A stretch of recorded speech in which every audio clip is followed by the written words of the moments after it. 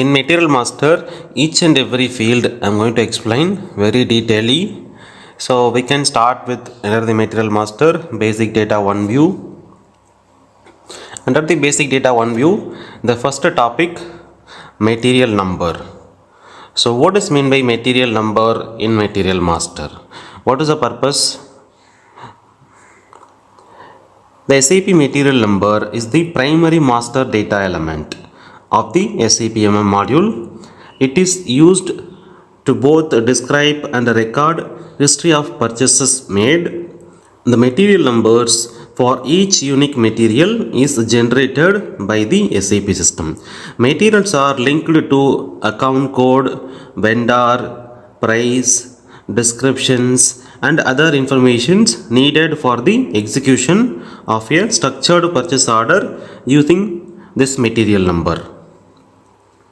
When creating a purchase document, a material can be searched by its material number, descriptive name or selected from drill down from material group name.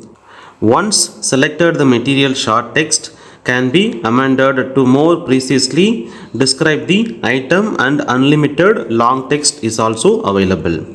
So what is the use? The material number uniquely identifies a material in the SAP system. As a rule, a material master record must exist for each material subject to inventory management within a firm.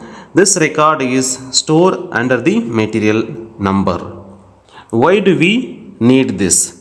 A structured purchase order is the most efficient use of the SAP material management system. A structured SAP purchase order is one in which a vendor is identified and an outline agreement is in place within SAP. The material number is the primary linking mechanism within SAP MM module. It can reference multiple data sources within SAP and link them to the purchase order for reference, agreements, vendor, terms and conditions, bill of materials, so we can say etc. Setting up a material number is not a simple task since it can link into a significant number of data sources. The link also must be maintained and the links updated as things change. Use of materials allows us to get a better picture of what we are purchasing, thus allowing strategic purchasing decisions to be taken to get leverage for better prices, terms and conditions from our suppliers by concentrating purchasing power. So without a material number, the system allows us merely to report on who we are buying from. It provides no information about what we are buying. So each department will have access to purchase reports to allow determination of spending patterns of their purchasing groups or against suppliers and material groups and materials. SAP provides the ability to link supplier master data to material master data through a mechanism. So material number is very important in the material master. So here see some examples under the steering assembly. So we have the power steering pump. So 71000015. This is my unique number power steering pump. So this is my unique number for tire and this is my unique number for stabilizer. So system will have unique number each and every material in our SAP system material masters. So second one, industry sector. So first of all, what is meant by industry sector? Industry sectors indicates the assignment of your materials to a certain branch of industry. For example, plant, engineering and constructions, chemical industry, mechanical engineering and pharmaceutical industries. So what is the use?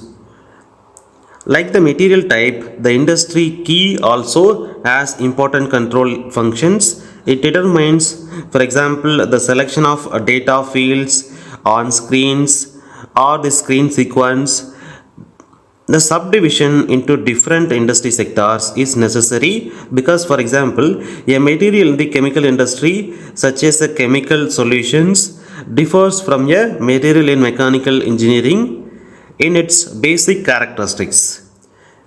In the standard version of SAP system, the following industry sectors has been defined for the material master record.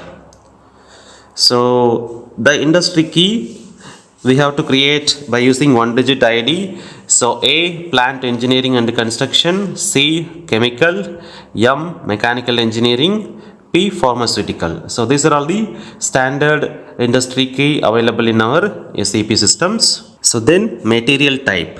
In SAP material management module, the material types are the materials which are having similar attributes are categorized together and assigned to a material type. It is a classification of allowed material into material types based on the material master. Material type controls the following functions: number range assignment, it may be internally or externally, field selection, for example, which fields are mandatory, which fields are optional, which field we can hide or we can make it display. Then quantity and value basis, external procurement or internal procurement, which value classes are to be allowed. So these metrics controlled by material type. So in SAP standard systems, we have the standard material type, service, spare parts, finished product, semi-finished product, pipeline material, raw material, consumable materials, packaging, non-stock materials. These are all the standard material type in our SAP systems. So different type of material types. Let's say raw material type, which means child parts we can purchase from our suppliers. Then subassembly, which means semi-finished product material type. So we can assemble internally or we can manufacture in our factory or in our manufacturing plant. The final one is finished goods or final assembly. So this finished goods also manufactured by our company or our plant. So the next topic, material descriptions. A short text describing a material, you can enter this text in the material master record in as many languages as you like, though only one text is allowed per language.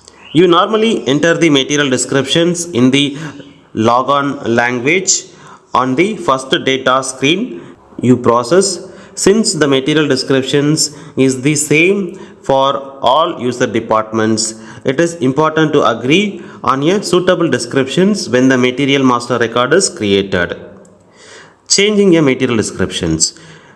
The material descriptions can be changed on any data screen in the material master by user authorized to change the field valid at client levels. So the next one, base unit of measure. In industry terminology, we used to call as unit of measure, UOM. So these are all the examples, base unit of measure examples.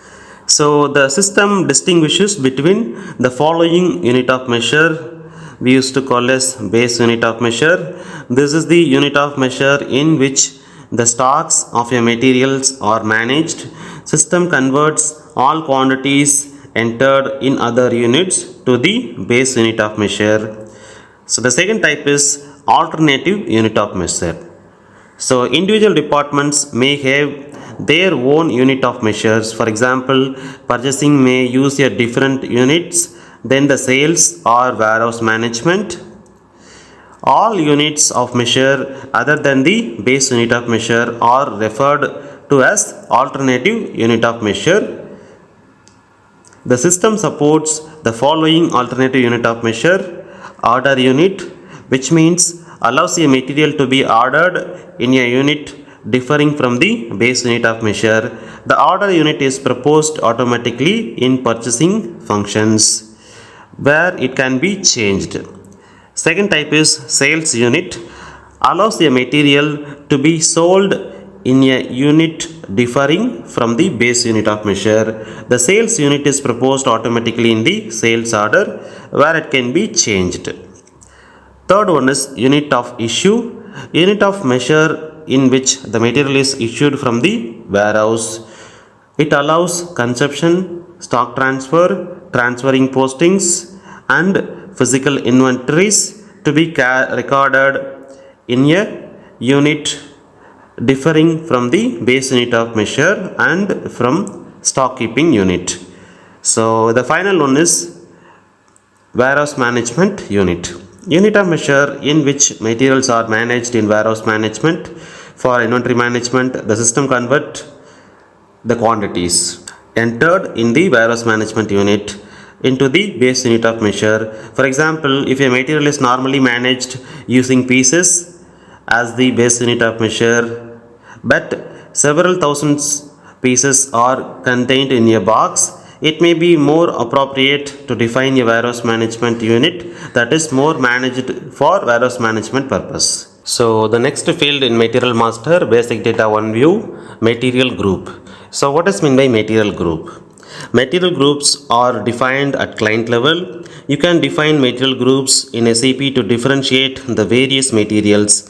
For example, an electronic manufacturing organizations can classify computers as desktops, television as electronics, speakers as sound systems, etc. Each classifications have its own individual group. Material which are having the same characteristics are grouping together and assigned to a material group in SAP. It is not a control function like material type, where the material groups are used to generate the reports. This is only for reporting purpose. So these are all the examples, like all the fasteners coming under one material group, all the rubber items coming under one material group, all electrical component coming under one material group, all plastic component coming under one material group. So like this we can classify different material group. So these are all the SAP standard material group available in the SAP standard systems. So the next one, what is meant by old material number in material master field under the basic data one view. So old material number means the number under which you have managed the material so far or still manage it, for example in another system or in a card index. You can use this old material number to systematically search for material master record via match codes. So the next one, external material group. So what is meant by external material group?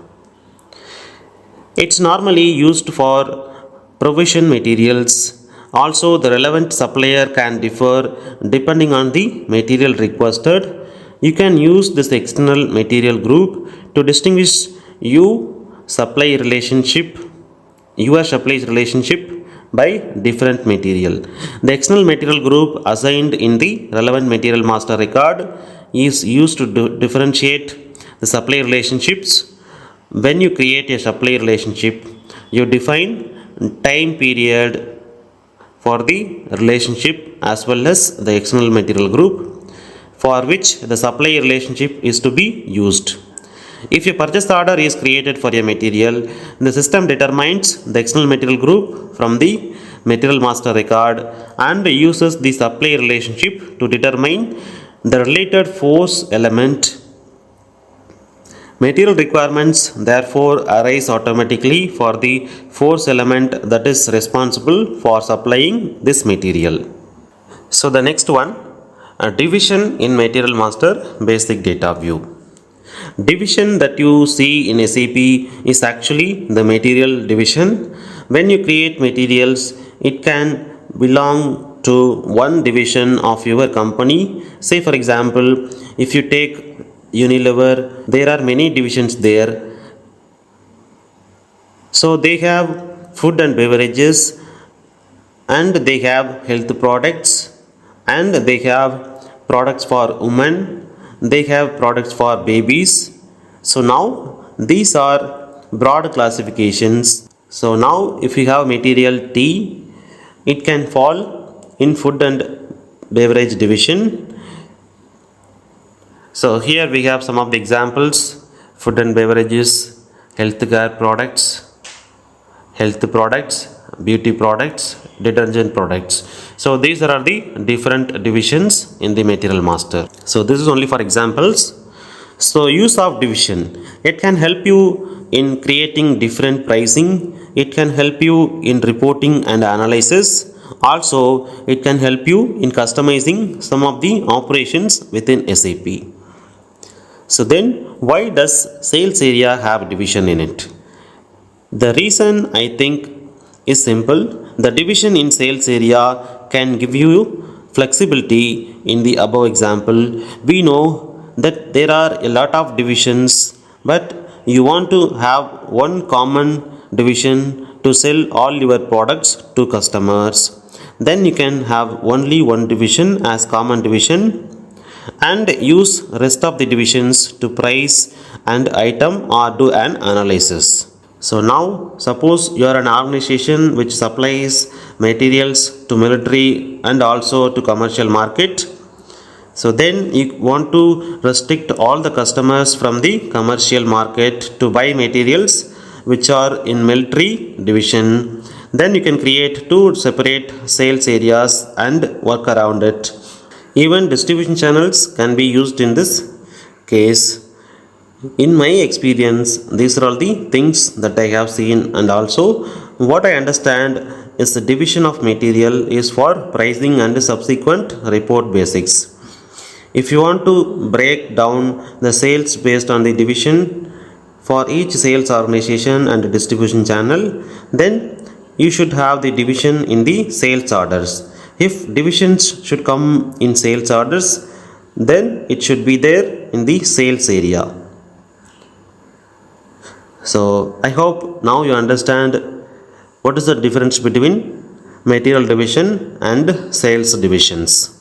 So the material division helps to creating different pricing and also for reporting and analysis, and we can customizing the operations within SAP.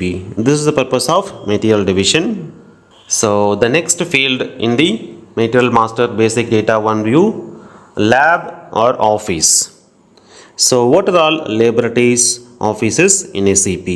Laboratories, design offices are mostly used in SAP production planning PP module to identify the person responsible for a bill of materials.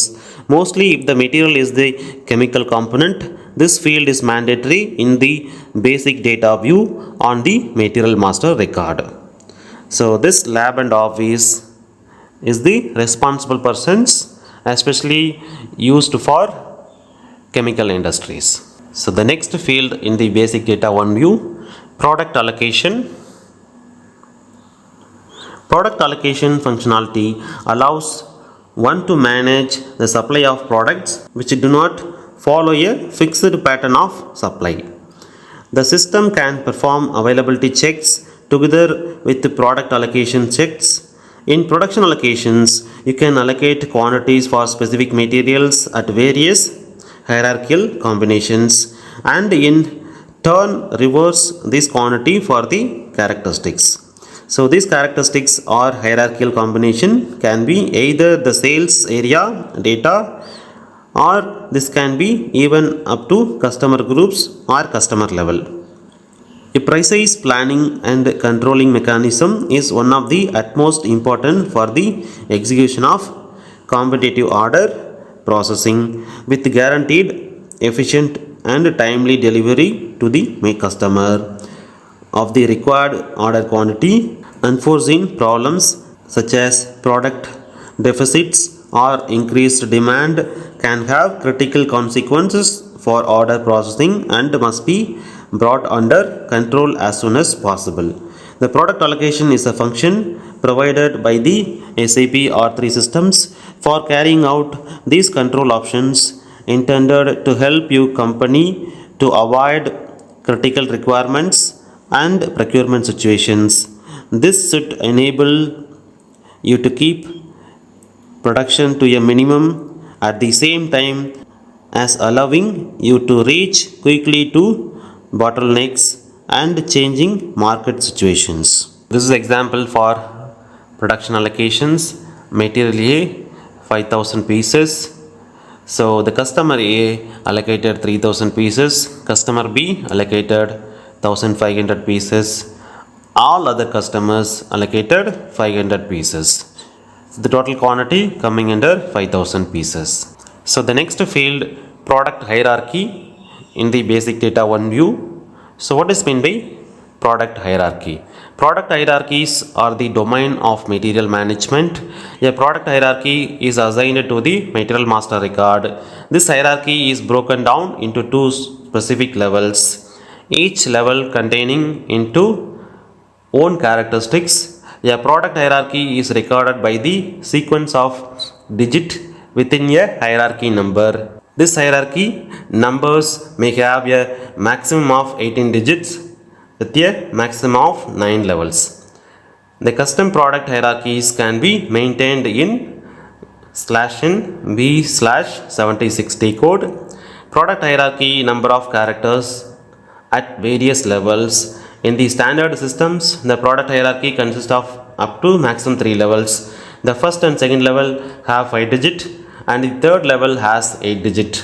The maximum number of digit is 18 and the maximum number of level is 9 in the SAP standard system. You can define hierarchy node at the individual levels of the product hierarchy. So for example, every finished product will have product hierarchy. So the level 1, 01 paint, level 2 0001, 0002 interior emulsion, exterior emulsion, level 3 0001, 00002 white based, color based. These configurations to be done in V/76T code. Then when you choose the product hierarchy, every level will appears one by one to be selected. So this is example for product hierarchy.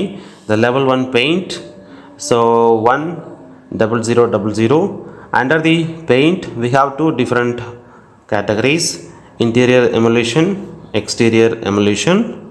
So we can have separate number for interior and exterior emulsion. Under the interior emulations we have whiteboard and color board. The same exterior emulations we have whiteboard and color board.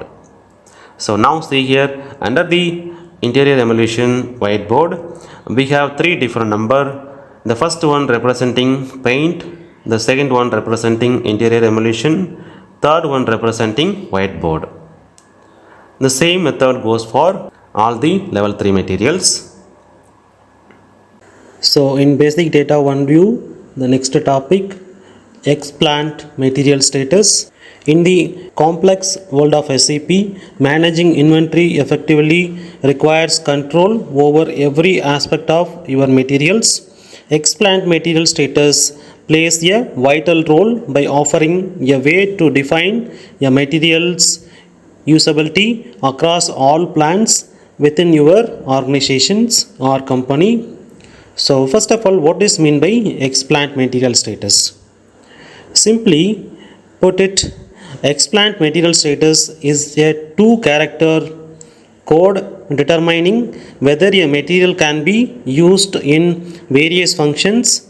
When all your plants, it acts as a company specific flag, allowing you to restrict or enable material usage based on its current life cycle stage or other relevant criteria.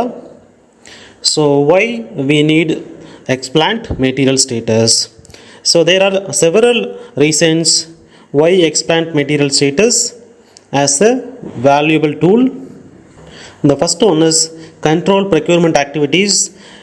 By setting a block status, you can prevent users from creating purchase requisitions or purchase orders for a particular material across all plants. This is useful for obsolete, hazardous or undergoing reformulation materials. Second one is improve inventory management. Explained material status helps you identify materials that requires special handling or nearby the end of the life cycle. This allows for better planning and prevent unnecessary inventory holding in our plant or in our company. Third one is enforce standardization. If you have standardized materials across plants, explained material status can ensure consistency in their use. So usage of explained material status. Once configured, the explained material status is assigned to a material in its primary data view within the material master, the transaction code MM01 or MM02. This status then affects various functionalities across the system such as procurement, inventory management and production planning. So what is the benefits of explained material status management? By effectively utilizing explained material status, you can achieve several benefits: increase efficiency, streamline procurement process and avoid errors by restricting obsolete or unvaluable material usage.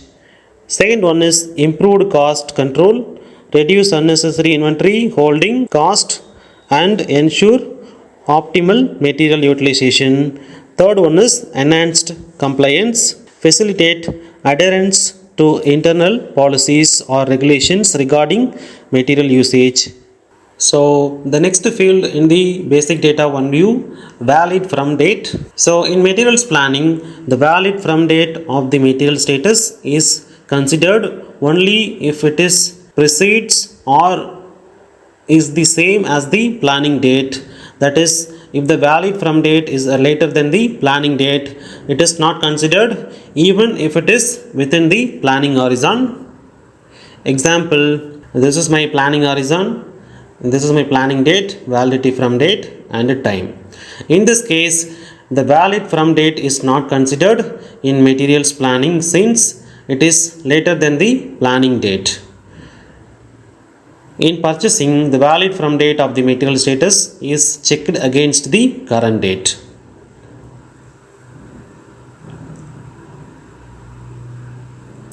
Examples, you block the materials for purchasing from May 1 and the year, let's say 2024. A purchase order is created for the material on April 28, the year 2024, with a delivery date of May 10 in year 2024. In this case, the validity from date May 1, 2024 is checked against the purchase order date April 28, 2024 and the purchase order is allowed.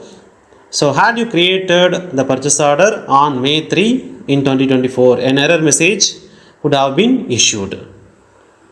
So this is example for the valid from date. So the next topic, assign effectivity parameter values / override change numbers. I will try to explain about parameter effectivity and its usage and its relevance in any manufacturing process.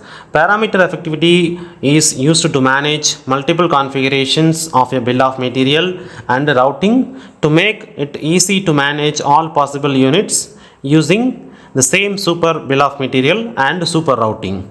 When we need to manufacture a specific unit, the super bill of material and the super routing is filtered to retrieve the master data relevant to that unit only, and this master data is assigned to the production order. Suppose I have a change request which is valid for a certain bill of material. With this change request, we can actually govern the time dependent aspect of the bill of material. For example, from when the changes will be valid with the help of the field valid from date. This is every simple and most commonly used scenario. So now if you want to change the bill of material based on the serial number or customer, etc. So here I am showing the examples. So we have three customer A, customer B and customer C. For a car manufacturing firm, The customer B always wants a vehicle with the signboard of driving school on top of the car. So as soon as customer B is added in the sales order, the bill of material item is selected, and making any changes to this via engineering change management is also possible. This can be easily achieved via the usage of parameter effectivity. So the next field in the basic data 1 view, general item category group. In general item category group is used in the sales process like a bill of material, where we have higher item category and the default item categories.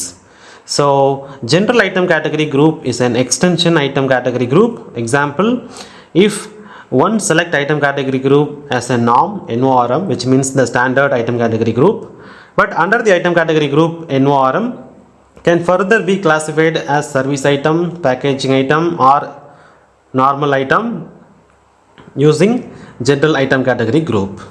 Also, general item category group is maintained at client level. This field can be maintained from basic data view of material master.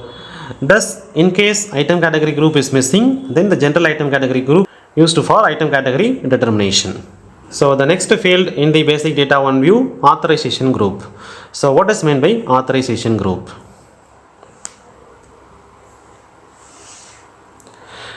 The 4-character authorization group provides another level of protection to objects beyond permitted activities. For example, creating, changing, displaying or deleting the data.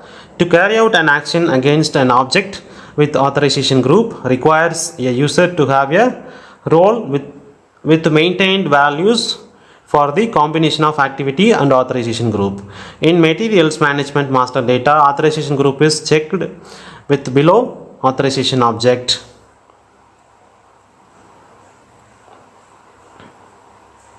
One is material type, second is material group, third is materials, fourth one is various combination of options above. Sample matrix for material type authorization groups. So here the configuration, material type and the authorization group, different material type with a different authorization group. So here role maintenance. So authorization group is at 001, which means the related to the material type FERT, finished product. You can create, change, display and delete. So this is for all the material types. Then the role 2 authorization group is at 001, can able to create, change, display and delete. But the second material type HAWA authorization group is at 002, can able to display only. The same for ZMAT, the material type ZMAT also you can make it as a display. So then the role 3, role 4, role 5. So I am taking 5 examples. So based on the different material type with the different authorization group, you can make the combinations matrix based on the client requirement for each and every users. So in SAP basic data 1 view, the next field, gross weight, net weight and weight unit. The concept of gross weight and net weight is like, for example, if I am selling one bottle of edible oil, then in that case the weight of the edible oil alone is, let say, 1 kg, 1 kilogram, and the weight of total bottle weight plus edible oil weight, which is 1.1 kilogram. In this case 1.1 kilogram becomes gross weight and 1 kilogram the edible oil itself net weight. So the kilogram is weight unit. Now if you are further using the packaging feature of SAP and packing these bottles in a cotton box, then at the time the gross weight will be sum of gross weight of all bottles plus the weight of cotton box will also get added to the gross weight of the total deliverable product. So let's say edible oil weight 1 kilogram, bottle weight 0.1 kilogram. So then the gross weight 1.1 kilogram, net weight 1 kilogram. So if you are going to pack all these bottles under one cotton box or pallet, then the cotton box or pallet weight also added in the gross weight. So the next, volume and volume unit.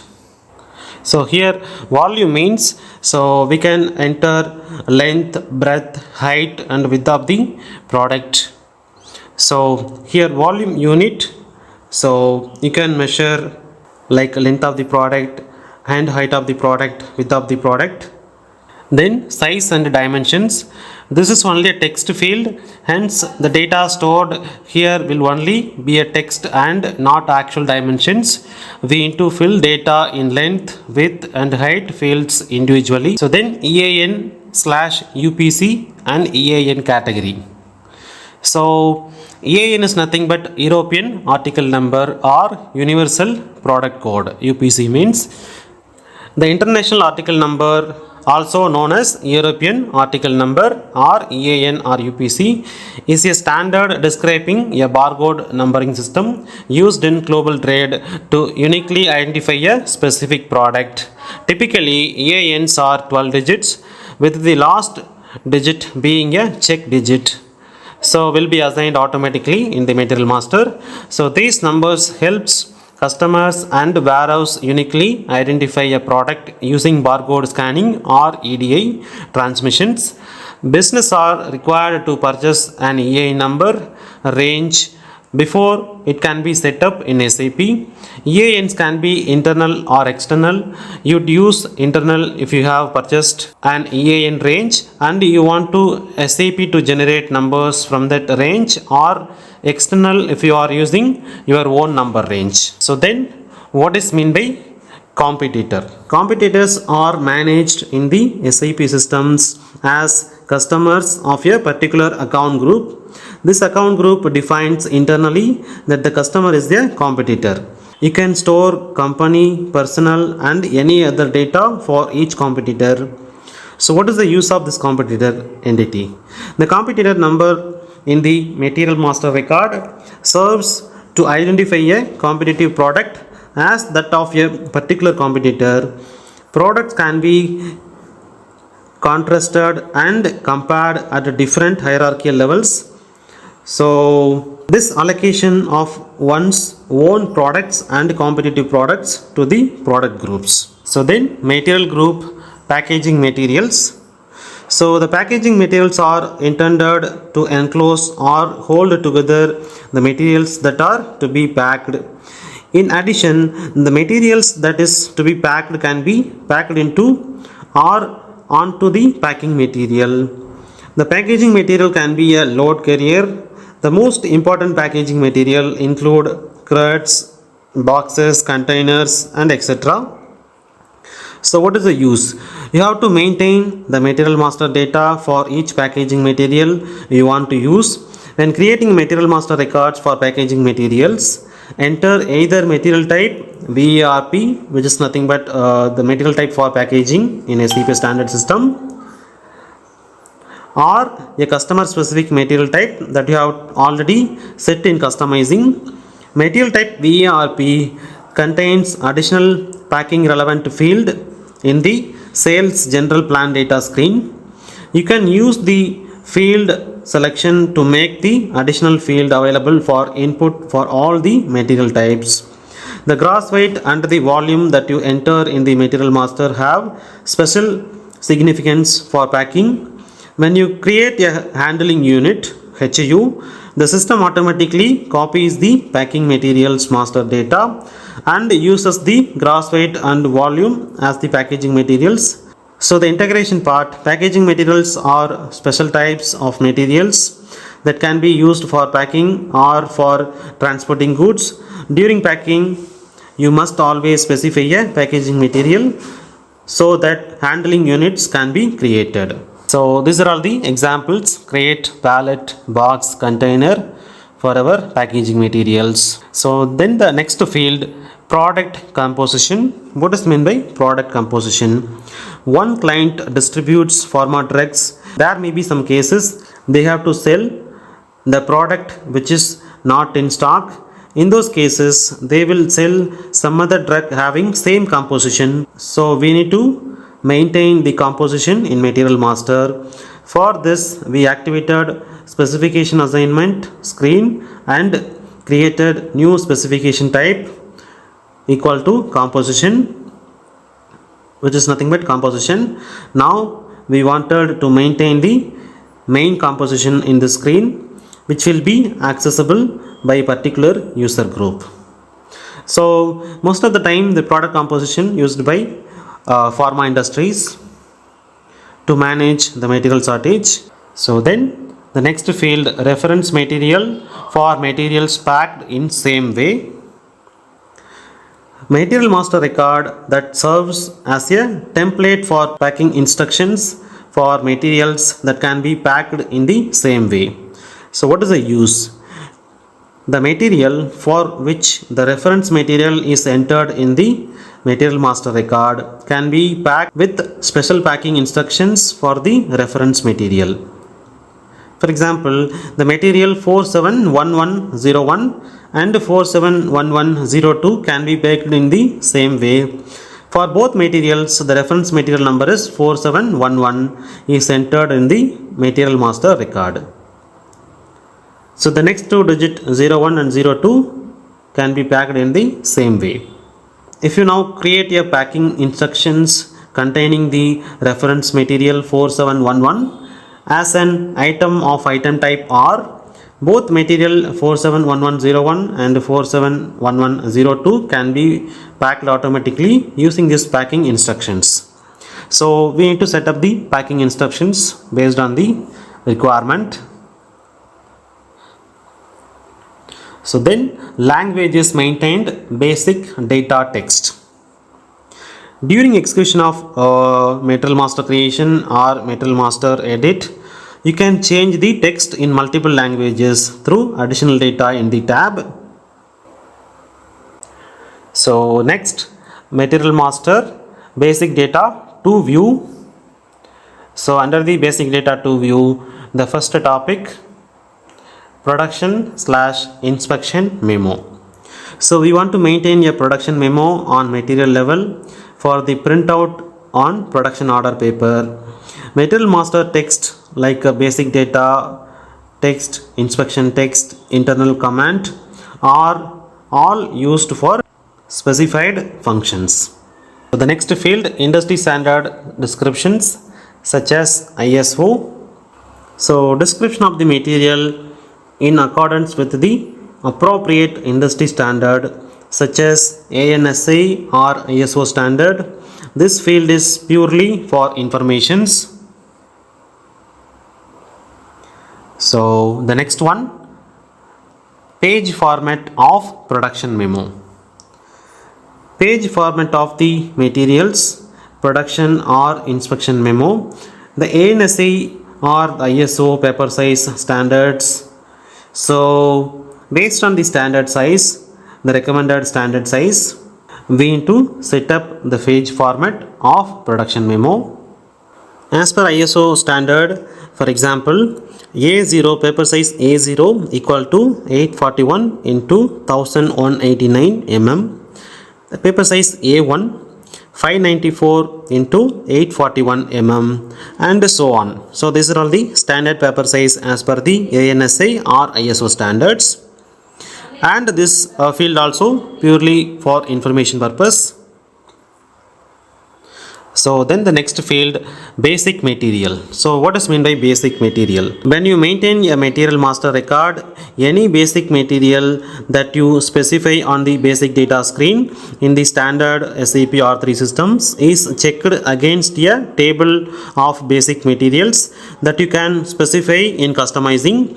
For more information, see the documentation for the activity define basic materials in customizing screen for the material master. So the next field in the basic data to view, manufacturer book part number. The concept of manufacturer book part number arises when you sell variants of the same material to your distributors or resellers who may not distinguish between them. Manufacturer book part number is an umbrella under which you group such materials. You maintain a material master record for each manufacturer book part number.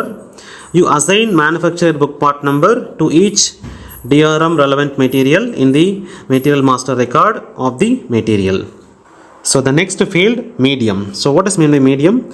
The medium that is transferred through the link between the two technical objects, two pumps created in the system as pieces of equipment are linked with each other by means of the piece of equipment pipe. The pumps supply water through the pipe and therefore the medium in this case is water. So we can transfer the water from one pump to another pump by using the pipe. So here the medium is nothing but water. So the next field in the basic data to view, dangerous goods indicator profile. The dangerous goods indicator profile can only be used if you have environment and health and safety is present in your system. It is basically used in EHS module. So below are the basic DG profiles present in EHS. First one is relevant for dangerous goods, checks and documents.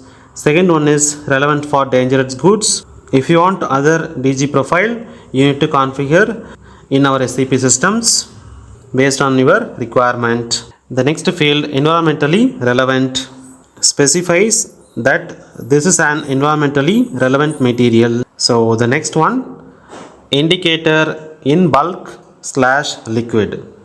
Indicator that shows if the dangerous goods are to be transported in bulk. Usage, you use this indicator to control data output like hazardous identification number, for example, on transport documents. So then the next field, highly viscous. Indicator that shows if the material is a highly viscous substance. You use this indicator to control data output or transport document. So then the next field under the basic data to view, segmentation strategy. To efficiently plan your requirement, it is necessary to fulfill newly arising requirement such as sales orders with existing or future stock, for example, purchase requisition. If you have defined segment for your material, you can assign the stock to the requirement using these segments. How requirement segments are assigned to stock segments. This kind of segment takes place during available to promise. ATP, check the material requirements planning in MRP. Segmentation strategy is also important for the following requirement elements and stock elements. For externally procured materials during planning run, for example, the independent requirements and the fulfillment of those for consumption of planned independent requirement using the actual customer requirements during the planning run. So the next one, design documents assigned. Number of the drawing that exist for this object. Together with the document version, the document number is used as information for technical services. It is displayed in various lists. Subdivides the document into groups that are subject to the same organizational process. So where we are using this document, together with the document number and the document version, the document type represents the key for document management. It is the main criterion for controlling document management. The document type controls field selection and the available status for a document info record. The next one is document version. Version number of an in-house technical document for this object. So then page number of document, number of the pages in the document on which the material can be found. So then document change number. number that indicates the change status of the drawing. The next one, page format of document. The page format of the internal technical document for this object. So then number of sheets, number of pages that the technical documents contains. So then cross plant configurable material. Alphanumeric key uniquely identifying the configurable material. Unlike the plant specific configurable material, the cross plant configurable material is valid for all plants. So what is meant by material configurable? So the configurable material is useful if we have a large number of combination of parts that go into a product.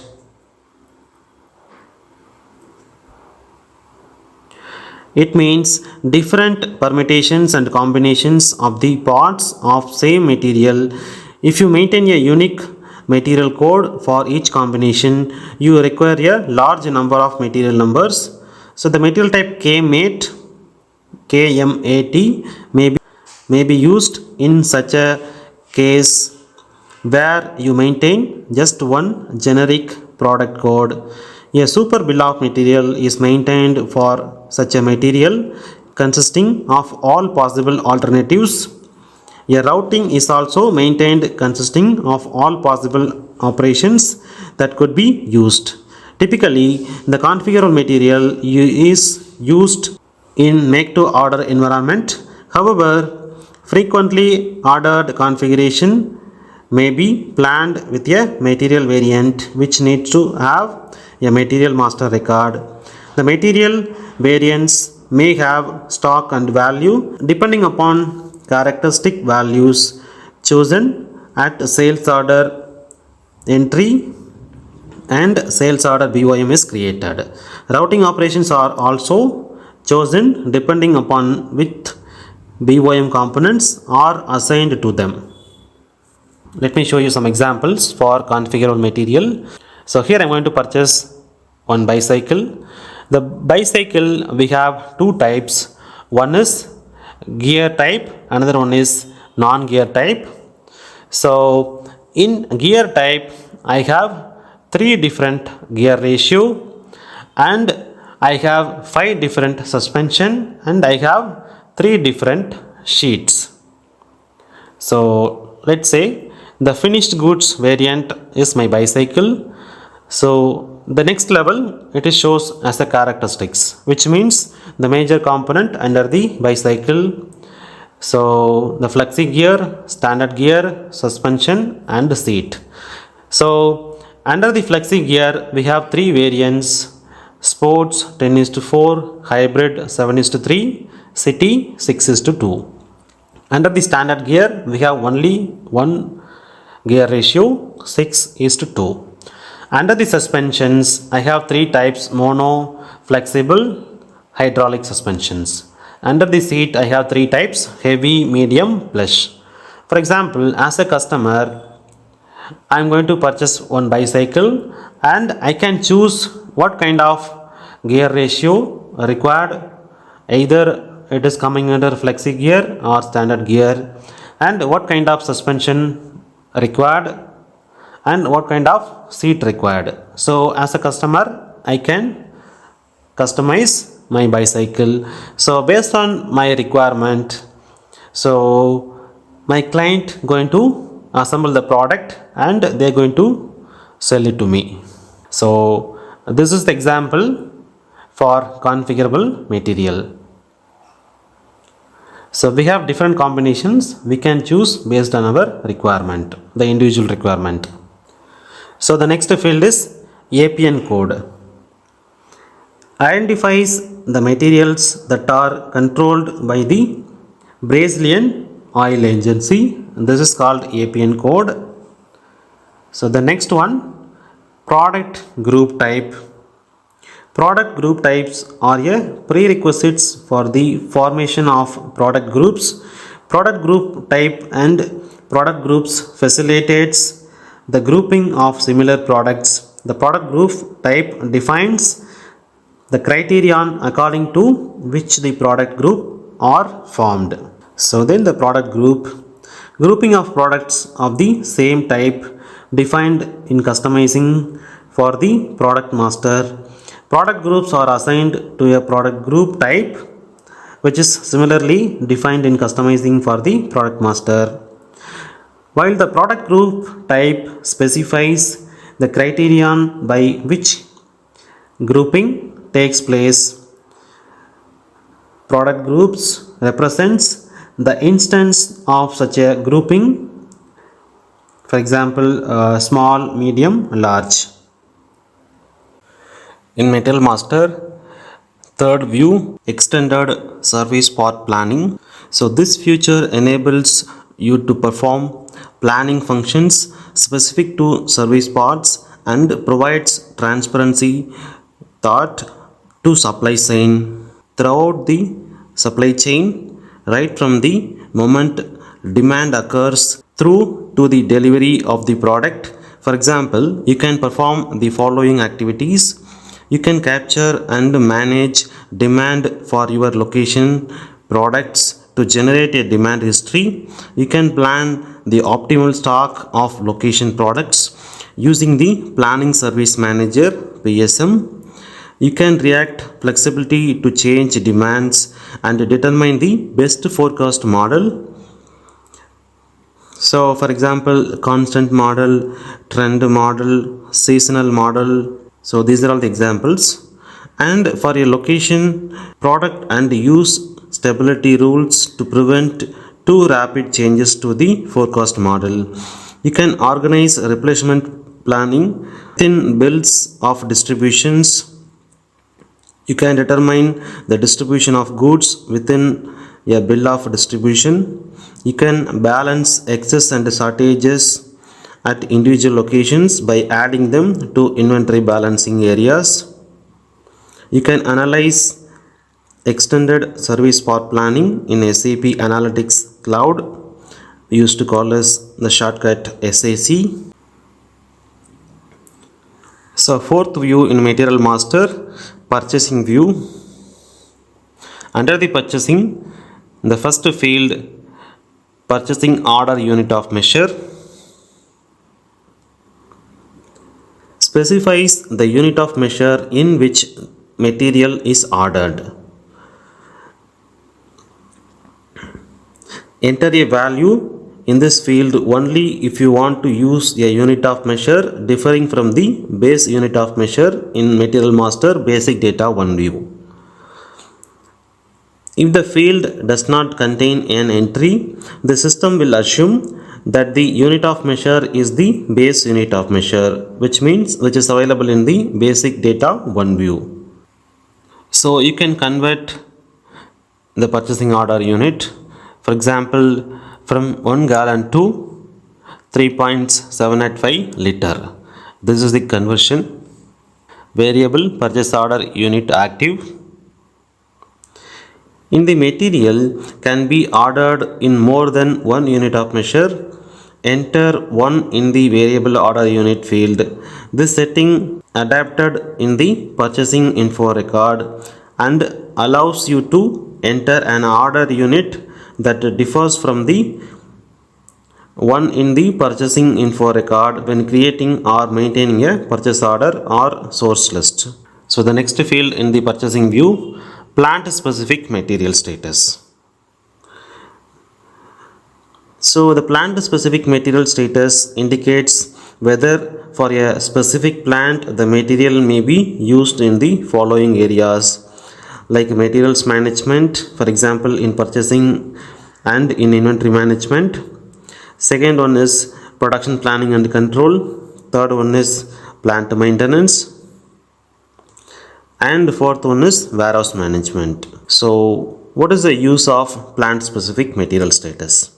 So the plant specific material status restricts the usability of the material for the plant concerned. That is, it defines whether a warning or error message is displayed if you include the material in the particular function.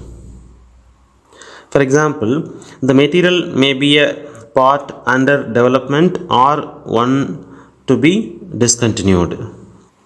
So the next field, tax indicator for material in purchasing. In purchasing, there might be requirements of defaulting of tax codes in purchasing documents for various conditions of material, plant and account assignment. The tax indicator is used in the automatic determinations of the tax code in purchasing. The tax code can be determined automatically within the framework of price determination via the pricing conditions. The tax indicators can be derived from the material master record, customizing or the purchasing document. The system determines the tax code from the combination of these tax indicators. If the tax code can be determined automatically via conditions, it takes procedure over the tax code that has been maintained in the purchasing info record.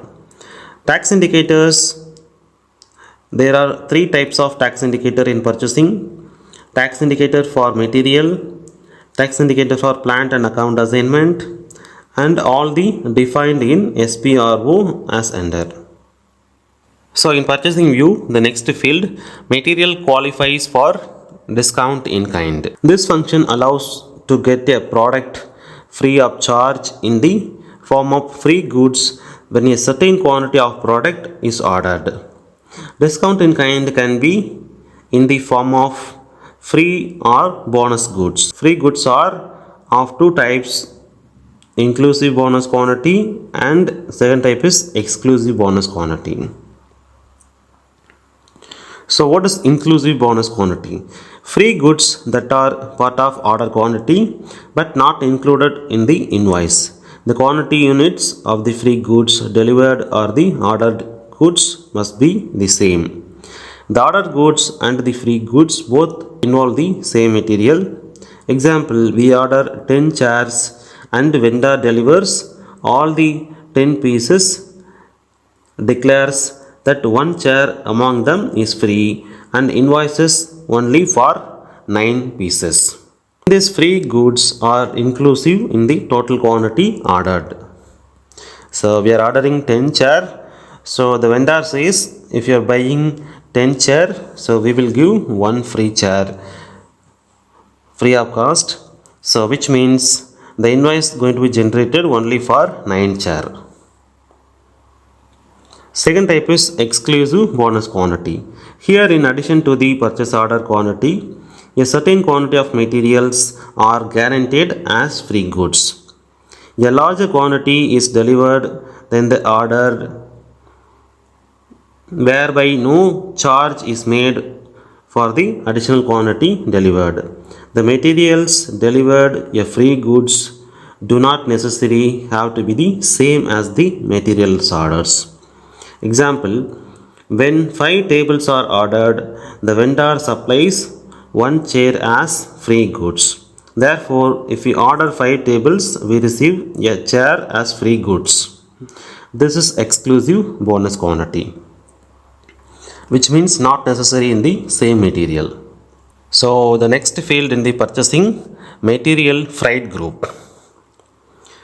The material freight group is used to group materials so that they can be classified according to freight code and class. Use freight codes and classes in a freight code set are determined by the material freight group. The freight code set is used to determine freight cost and for common with service agents. So the next one, indicator automatic purchase orders allowed. Automatic purchase order creation is one of the most important functionalities in SAP Material. Due to this functionality, purchasing team can save time from the manual work. In this document, I have provided the settings required to create purchase order automatically. I hope this document will be helpful to you, as I am providing with the screenshots. Transaction code for automatic purchase order is ME59N. Step 1. Material should have the flag for auto PO in purchasing views as shown below. Step number 2, automatic purchase order flag should be activated in purchasing data of vendor master. So the T code /n BP. Step number 3, vendor has to be fixed in source list. This is an optional activity because vendor can be manually given during purchase requisition creation. T code to create source list /NME01. Step number 4, info record should be maintained for the vendor and material combination as invoice receipt is the source for price, tax code, etc. So we can maintain under the T code ME11 or ME12. Step number 5, create a purchase requisition with the required quantity. If we don't create source list with the fixed vendor, vendor should be given in purchase requisition. If source list is already created, assign source of supply needs to be clicked. This will update the vendor details in T code ME51N. Step number 6, purchase orders can be created automatically as per the purchase requisition or plant or material as per the requirement. Transaction code which we use to run this is ME59N. If you want to create PO against only one PR can be given as an input. If you want to create PO against all the PRs of a material, the material can be given as input. Depends on the requirement. Input can be given as shown below. I have highlighted few important input fields in the input screen of ME59N. So here we need to mention per company code and per requisition and material number based on the requirement. So display of the purchase order is provided below in T code ME23N. So this purchase order automatically created based on the purchase requisition. So the next field in the purchasing view, batch management. SAP batch management is used for a similar functionality to identify a material by a unique number that possesses some specified informations. This functionality is activated in SAP based on the business requirement that products produced and procured need to be identified separately for tracking purposes. So this batch management used for tracking purposes. So the next field in the purchasing view, purchasing value key. Purchasing value key is useful for setting reminder for the material you can find in material master in purchasing view. Purchasing value key determines the following things. The first, number 1, reminder keys. There are 3 keys which determine in how many days before or after the vendor has to be reminded or urging letters for the material procurement. Step number 2, over and under deliveries tolerances. Step number 3, order acknowledgement requirement in purchase order. It gives all the conditions in which the procurement is made. You can have different purchasing value keys which has to be customized in SAP IMG material management under the purchasing tab. So define purchasing value keys. So the next field in the purchasing view, goods receipt processing time in days. Number of work days required after receiving the material for inspection and placement into the storage locations in a particular plant. So this is goods receipt processing time in days. So normally we used to put 1 or 2 days to receive the goods. So the next field, post to inspection stock. If you set this indicator, the quantity of the material will be posted to inspection stock during a goods movement. If the indicator is not set, the material will be posted to unrestricted use stock. Only the quality management department can post the material out of inspection stock. If the quality management component is active for the inspection processing functions, inspection lots will also be created.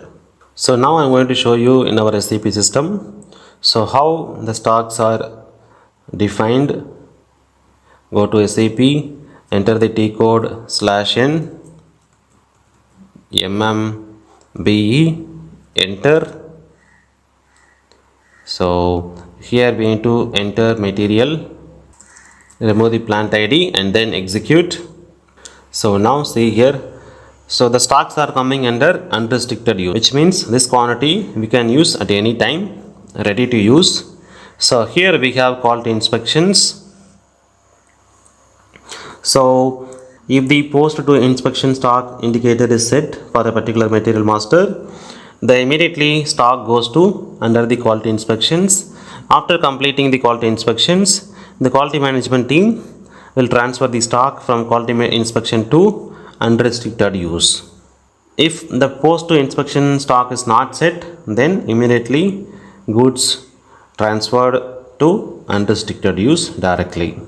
So the next field, indicator critical part, specifies whether the material is a critical part, that is a particularly important part. In inventory sampling, critical parts are included in the complete count area. The indicator is otherwise for your information only. So then the indicator source list requirement, so specifies that the source list must have been maintained in the case of external procurement for a certain plant. So where we need to use this indicator. If the indicator has been set for a plant, a source of supply must be entered in the source list before a purchase order can be created for issue to the source for the plant. Thank you. So the next view in the material master, international trade import. So the first field, material group for intrastate. In SAP S4HANA, some of the functionalities like product classifications, legal control for export, embargo checks and intrastate reporting has been provided under international trade, which is part of governance, risk and control. So the next field in the international trade import, CAS number for pharmaceutical products in foreign trade. The CAS number refers to a single or in some cases to a group of chemical substances. A material may contain then these substances but will be identical with it exceptionally only. It is very common to maintain CAS number in specifications data base of EHS module and to assign those substances then to materials. The specification base is the chemical view including the CAS number and the material is the logistical view. So next field, production statistics, PROD-COM number for foreign trade. Master data relevant to foreign trade that is used throughout the entire logistics chain in material management and sales and distribution documents. Control code for consumption taxes in foreign trade. Normally, control code specifies the norm to follow by the supply plant for a sale of exports. Each country will have a set of rules to get follow as a statutory. This code specifies the rules or certificates. So the next field, country/region of origin of material.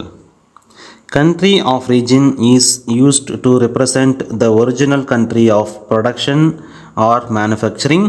This is used in exports imports for generating legal documents for customers. For customs.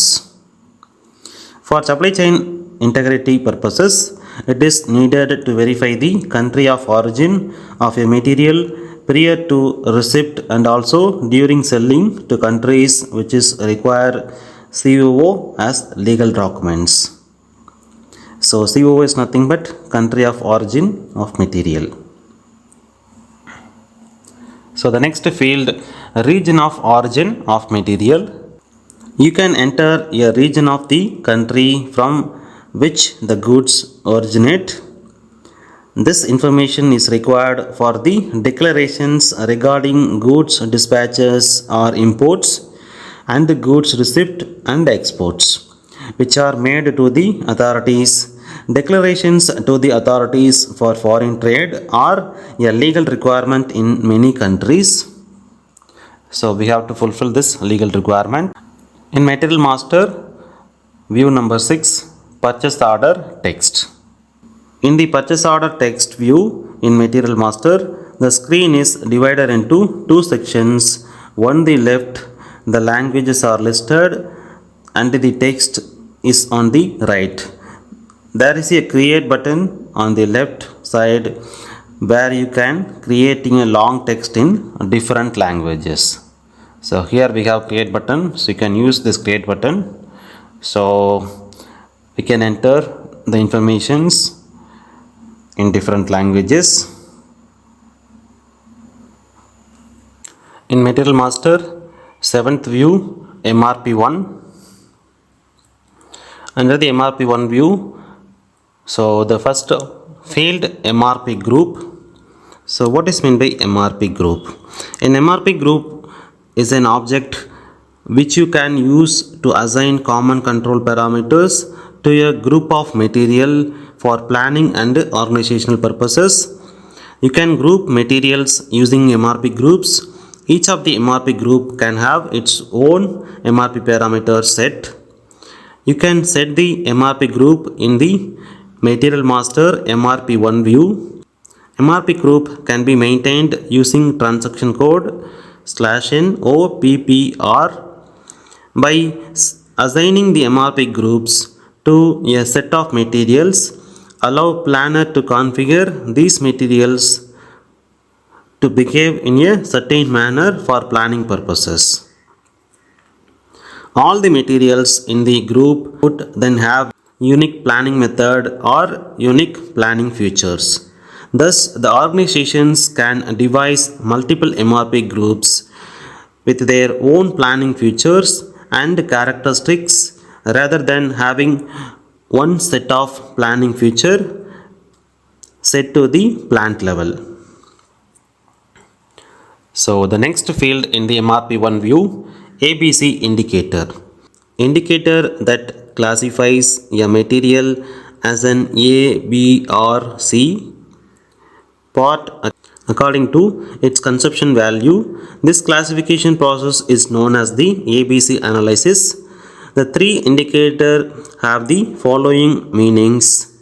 A means important part, high consumption value, which means we are going to use daily basics. Indicator B, less important part, medium consumption value, maybe we can use weekly once or 2 weeks once or few days in a month. Then the C, indicator C, relatively unimportant part, low consumption values. Maybe we can use monthly once or 3 months once, 6 months once. So you use this indicator to determine how the material is treated in the case of stratification for inventory sampling. So the next field, MRP type. This is the key which is used to regulate the material requirements planning. SAP MRP type also determines how and when the materials is to be planned or to be available for the requirement. There are several SAP MRP types that have been defined in the standard SAP systems. Please find the below the list of standard SAP MRP types. So let me go to SAP. I'm going to show you the details. I'm going to select one material. Under the material master MRP one view. So these are all the MRP type, different type of MRP systems. So ND means no planning. So then PD forecast consumption,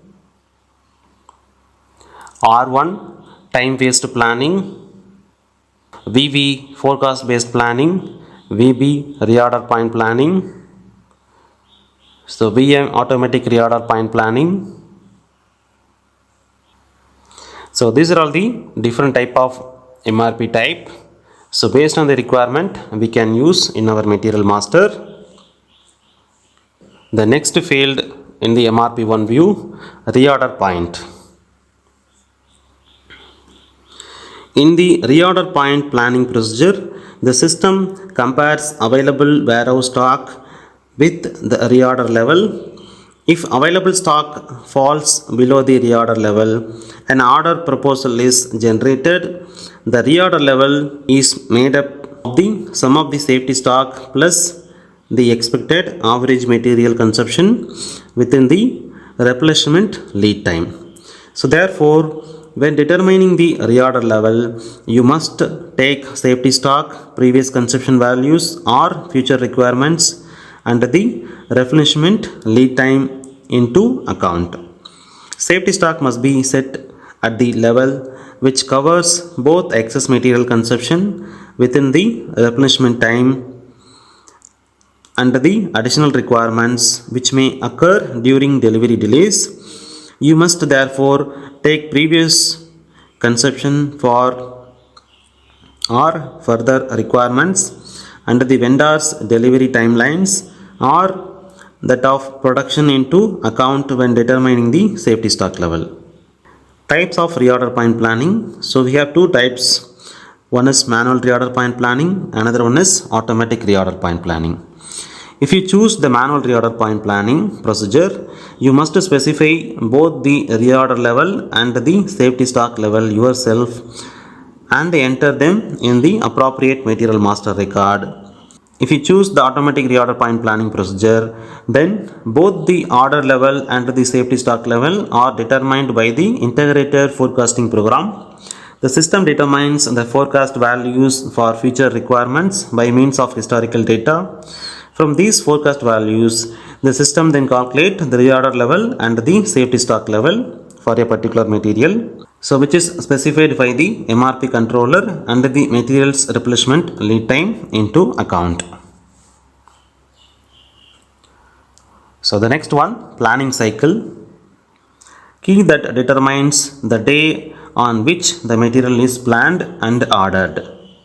The planning cycle is a planning calendar that is defined in customizing for MRP. In addition to the planning cycle, you can enter a delivery cycle which is defined in the planning calendar field. For example, it makes sense to enter a delivery cycle for the following situation. You carry out the planning run and place orders every Monday and Tuesday. The materials that are ordered on Monday are delivered on Wednesday, and the materials that are ordered on Tuesday are not delivered until Friday. So the system interrupts an additionally specified planned delivery time as the minimum delivery time, which means that at least this number of days pass between the planning run or the order and delivery. So the next one, planning time fence. The planning time fence specifies a period within which no automatic changes are to be made to the master plan. The planning time fence is maintained in work days. So the important note, it is only used for materials that are planned using an MRP type, which includes a firming type. The firming type determines how order proposals are to be created or scheduled within the planning time fence. So the next field, MRP controller. Material requirements planning controller is a mandatory field in material master.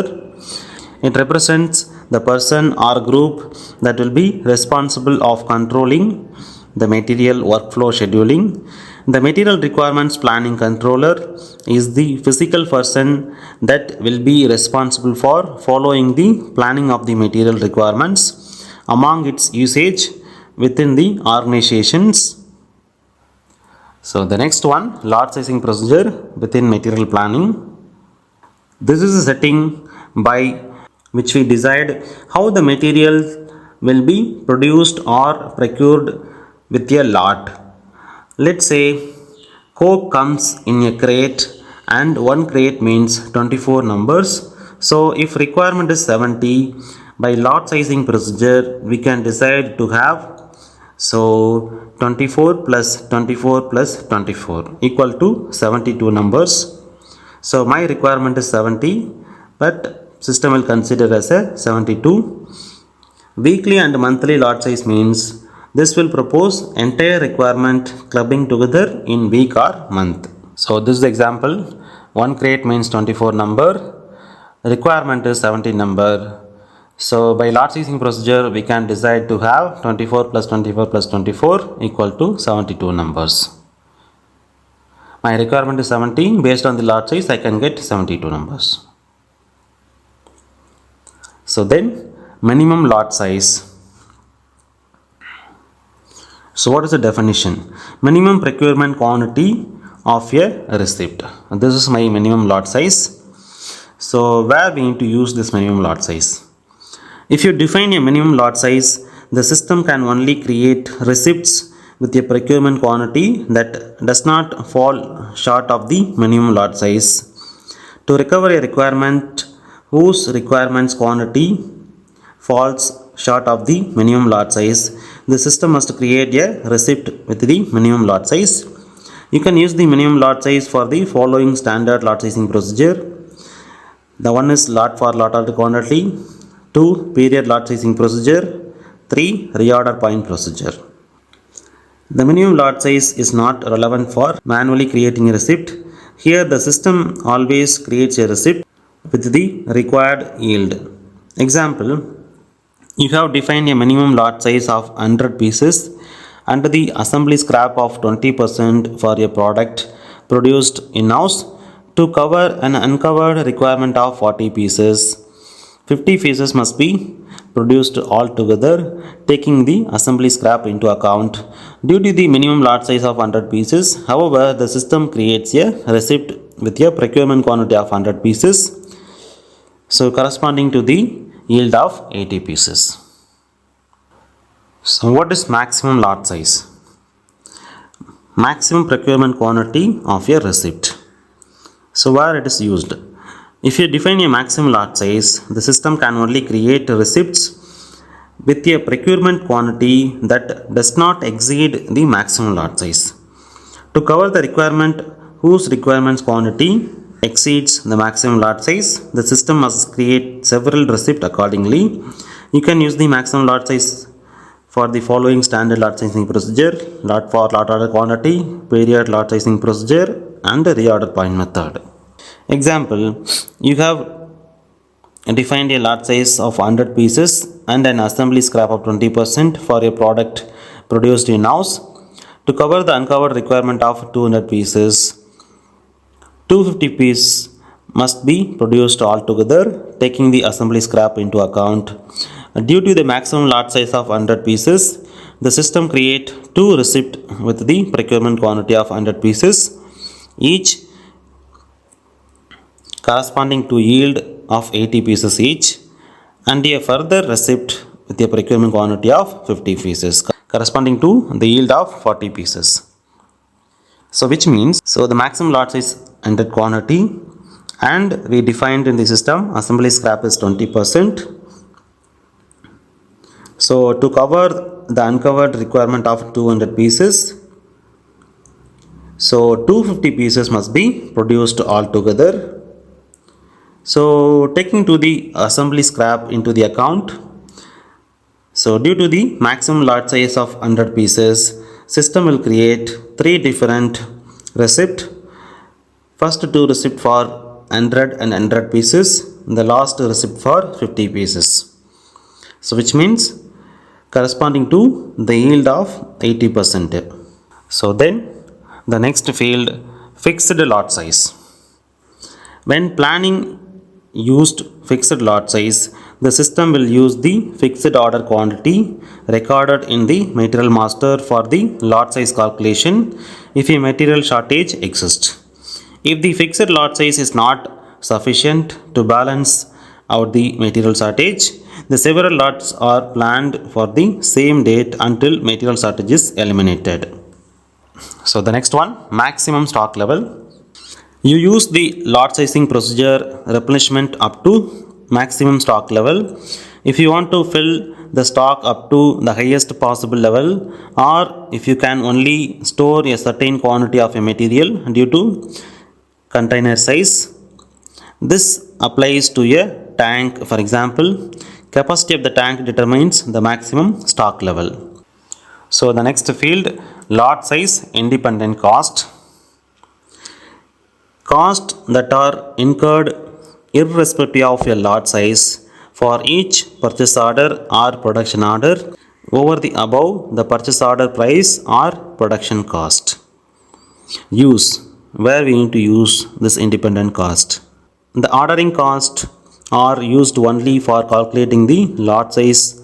In optimum lot sizing procedures, you must specify the ordering cost in currency of the company code belonging to the plant. So the next field, storage cost percentage code.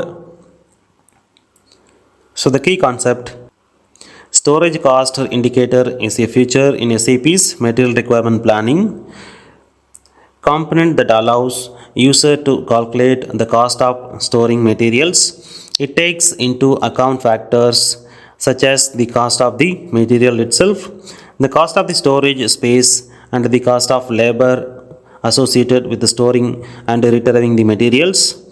This indicator helps user make informed decisions about their inventory management and storage strategies. How to use it?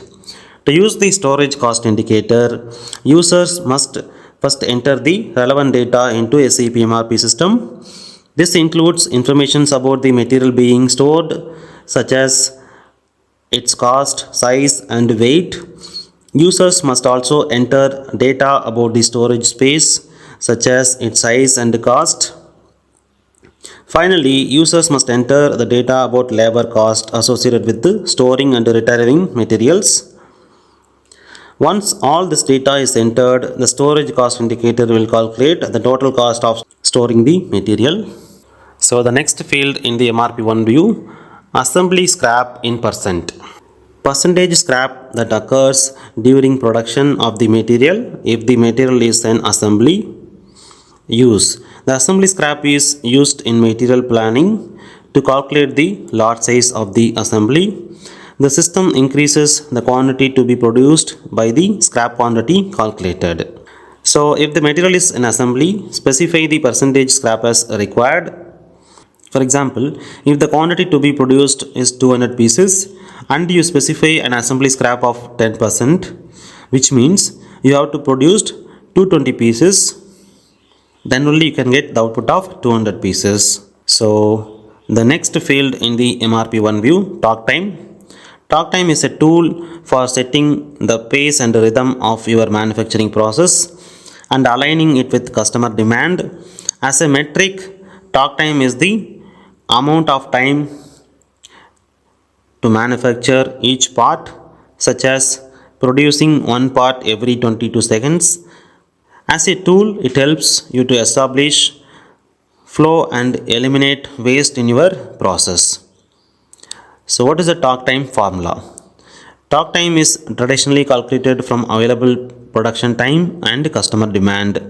In other words, take the amount of production time you have available for running your process, which by convention include budgeted downtime and exclude changeover and breaks, and divided that time by the number of pieces you need to manufacture to meet customer demand in order to determine how much time you have to manufacture each pieces.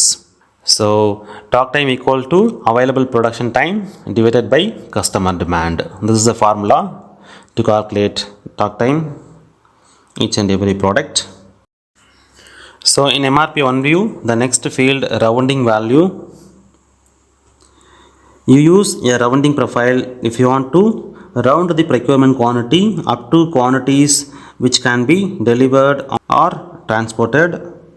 Rounding value for purchase order quantity, so value to a multiple of which the system rounds up the procurement quantity. The rounding value is used in the planning run if no rounding profile has been specified in the material master record. As your rounding value is 15, system will create demand in multiple of 15. If your rounding value is suppose 40, in MD61 having the requirement of 110, then the demand created by system will be 120. Example, your raw material requirement quantity is 110, rounding value is 40, system will do like this. So 1 is to 40 does not meet the requirement, so 2 rounding value equal to 80 does not meet the requirement. 3 rounding value equal to 120 meets the requirement.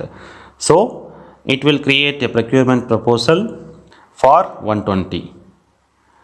It may be a planned order or purchase requisition. So this is how system will taking the rounding values.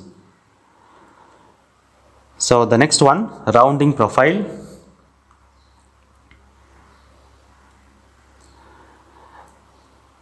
A material's base unit of measure is 1 piece. The material is to be transported in layers. One layer correspondence of 5 pieces, or in pallets, one pallet correspondence of 8 layers, which correspondence of 40 pieces. You have defined the following rounding profile in customizing.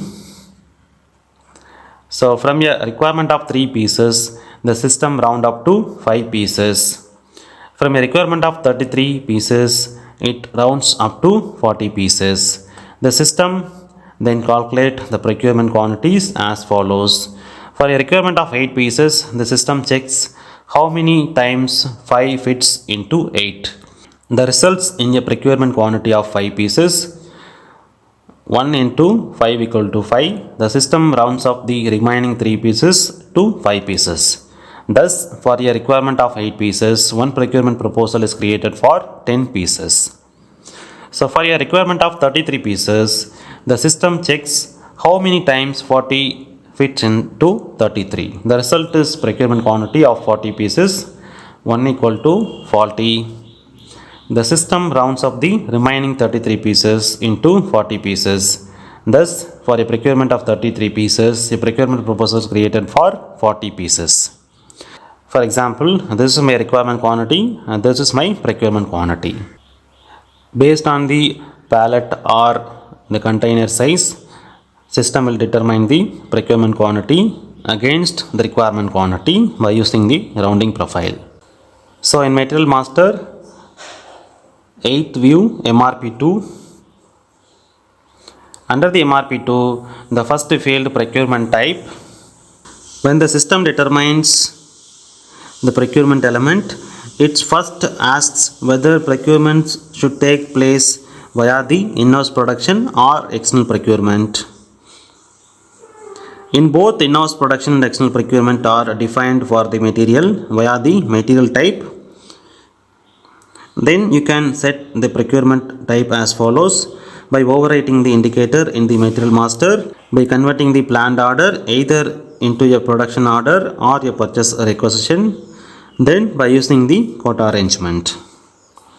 So here we have 4 different type of procurement types: in-house production, external procurement, no procurement, both procurement types. So if the product is manufactured in our plant or company, then it must be in-house production. If you are purchasing the material from the external vendor, so it must be external procurement. So some material we can use both procurement types, which means we can produce the same material in our plant and the same material purchased in the vendor also. So the next field, special procurement type.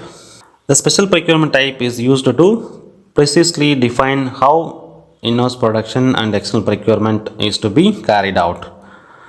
So special procurement for in-house production for a Phantom assembly, production in alternative plant, withdrawal from an alternative plant, direct production. So special procurement for external procurement, consignment, subcontracting, stock transfer, direct procurement. So the next field, indicator, backflush. So what is backflush? So backflush is an automatic goods issue process in SAP production planning. Instead of manually issuing the components for production orders, the system automatically deducts them from inventory when you confirm an operation or reach a reporting point. Think of it an automatic consumption recorded during production confirmation. So benefits of backflush. So reduced workload. Backflush eliminates the need for manual goods issue postings, saving your production team valuable time and resources. Improved accuracy. Automatic consumptions reduce the risk of errors associated with manual processes. Then enhanced efficiency. Faster confirmation process leads to quicker production cycle timings. Better inventory control. Real-time updates on component usage provides a more accurate picture of inventory levels. So who is backflush right for? Backflush is the ideal for components that meet these criteria. Low value. The administrative cost of manual issues outweighs the material cost. Fixed consumption. The quantity used is always predictable and consistent. Readily available. Components are readily accessible on the production floor. Configuring backflush in SAP production planning. So backflush can be activated in various master data settings within SAP production planning, including Material Master MRP2 view. Set the backflush indicator. In bill of material, indicate backflush at the BOM item level. Then routing, activate backflush for specific components assigned to operations. Then purchase order, override default settings and enable backflush for the order.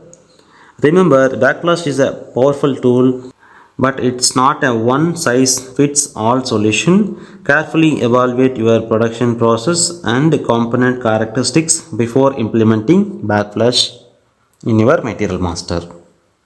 So the next field, determination of batch entry in the production or process orders, defines when batches have to be determined when using the production planning and warehouse management interface.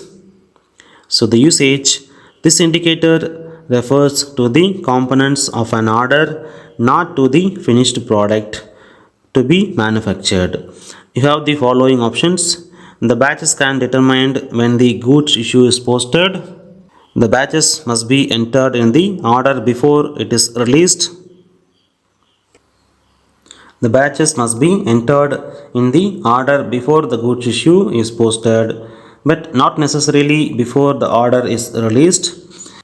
If you use pick parts, the batches are determined in the transfer order and then conformed to the order. If there are no direct link between the transfer order and the production order or process order,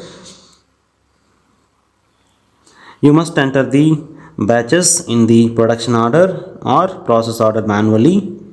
The batches are determined automatically when the order is released. So then the next field, issue storage location.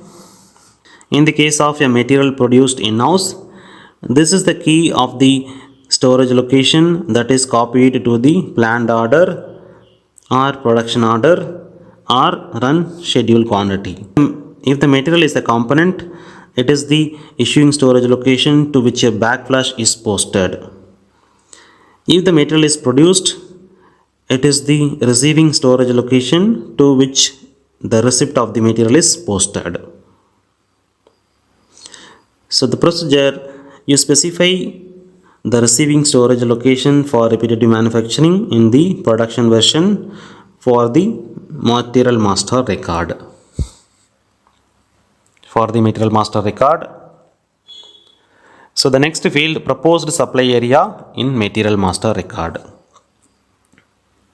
The supply area is used as an interim storage area on the shop floor, which is used to provide materials directly at the production line. The proposed supply area is mainly used for Kanban material that are only or usually provided at one supply area in a plant. Here, this supply area can be easily saved in the system. The proposed supply area is used, for example, to determine the supply area for the dependent requirements of a material. The supply area in the dependent requirements of a material is required to enable the system to calculate Kanban control cycle automatically, to enable to select requirements in the pull list with reference to a supply area. So the next one, indicator item relevant to JIT delivery schedules. So the schedule lines of a scheduling agreement release contain finalized informations for the vendor regarding quantities and delivery dates.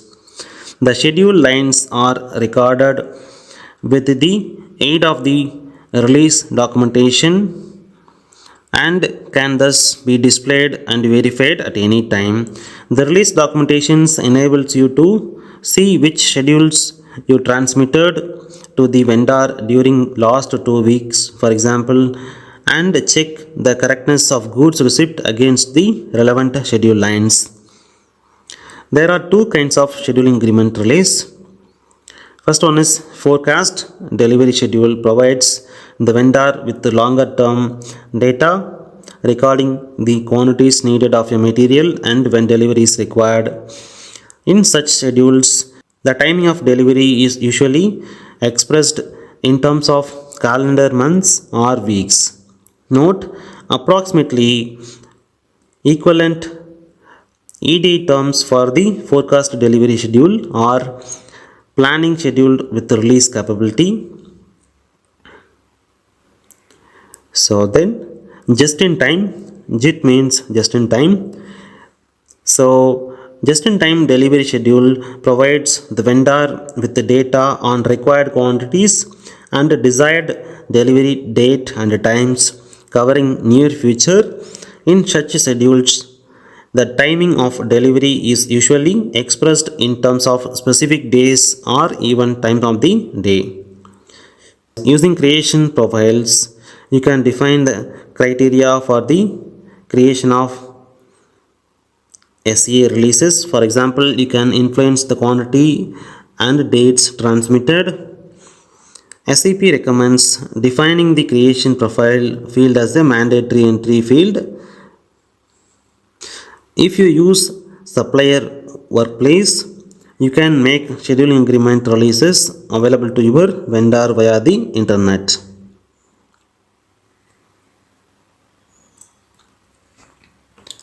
So the next field, default storage locations for external procurement. Key of the storage location that is proposed in the purchase requisition in materials planning for subsequent storage of the material. In the case of material procured externally, the storage location is proposed in the planned order in materials planning. So the next field, stock determination group. Stock determination enables you to implement various strategies to withdraw materials for goods issues and stock transfers. You configure these strategies in customizing based on the material requirements entered. The SAP system determines how and when the material should be withdrawn and from which storage locations and stocks. When planning your materials requirements, it is not always important that you define the stocks and storage locations. from which the material are later to be withdrawn. Automatic stock determination takes care of this decision for you. This prevents you from defining these parameters too early and from restricting your business process unnecessarily. The system does not determine the values you require until the goods movement is posted. Based on the stock determination strategy you predefine, the system makes decisions of material withdrawal depending on the material, plant, and the business process. You can use stock determination for following the stock: unrestricted use stock, vendor consignment stock, pipeline material stock, sales order stock, and the project stock.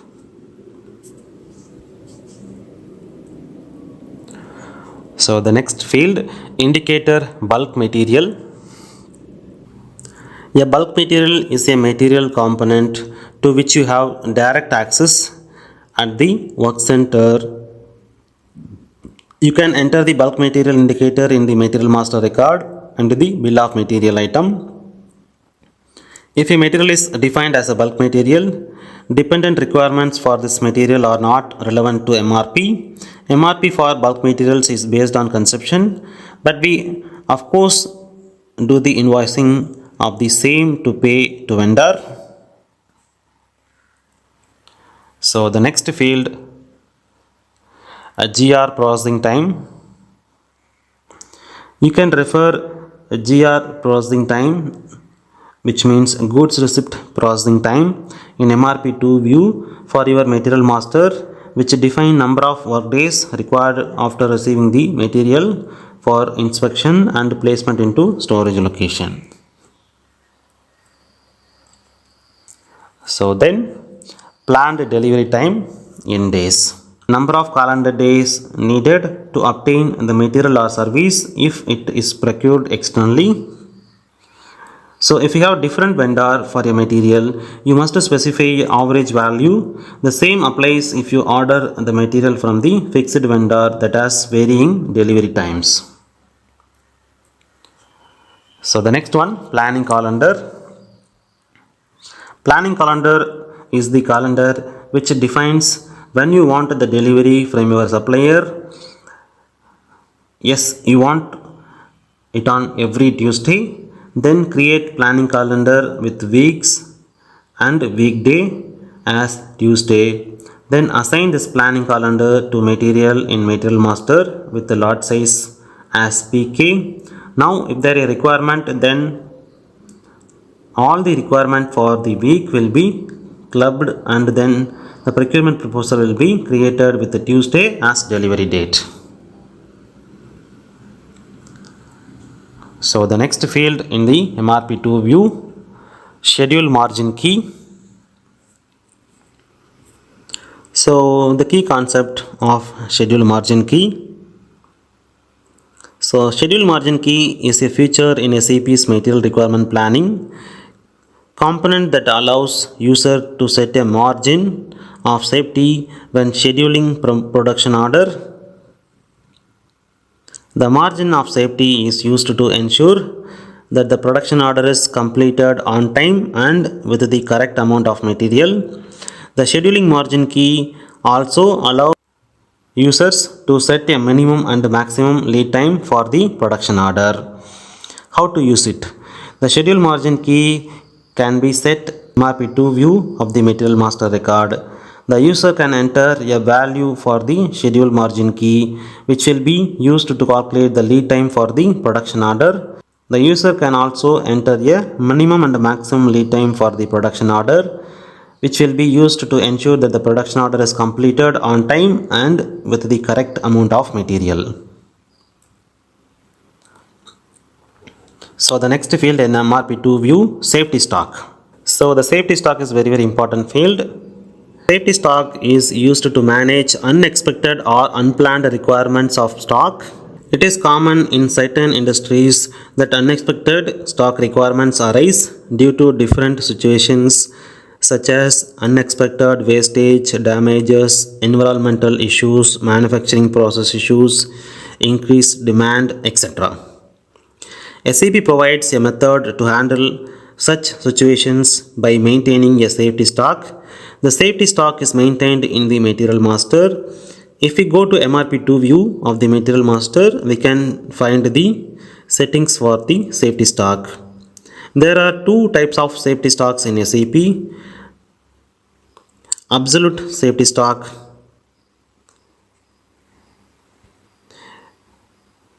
safety stocks supply. During the material requirement planning, the existing stocks available for the materials are considered.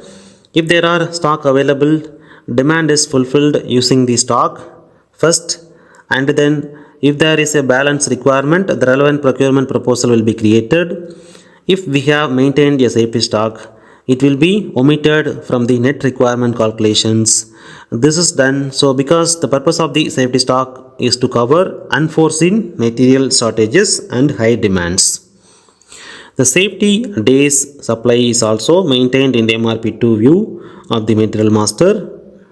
If this is maintained, the system plans the receipt of the goods in advance by the time period specified as the safety time. When the goods receipt date is calculated by the system, it will consider the safety days and bring back the receipt date of the procurement proposals.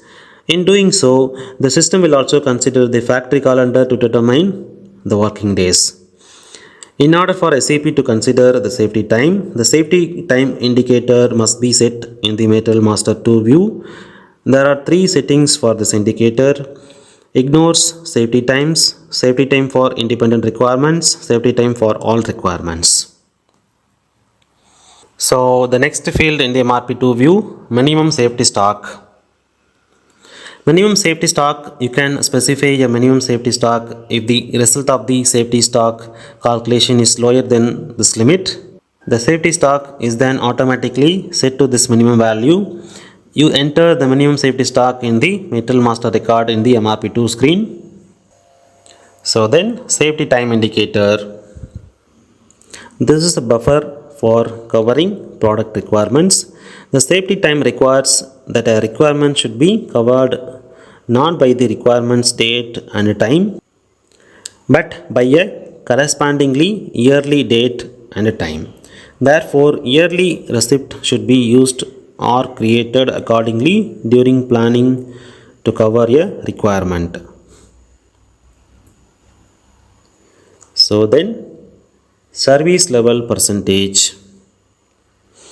Percentage is specifying what proportion of the requirement is to be covered by the warehouse stock. The system uses the service level to calculate the safety stock. The higher the service level, the higher will be the safety stock calculated by the system to compensate for additional consumption or delays in delivery. So the next field, coverage profile.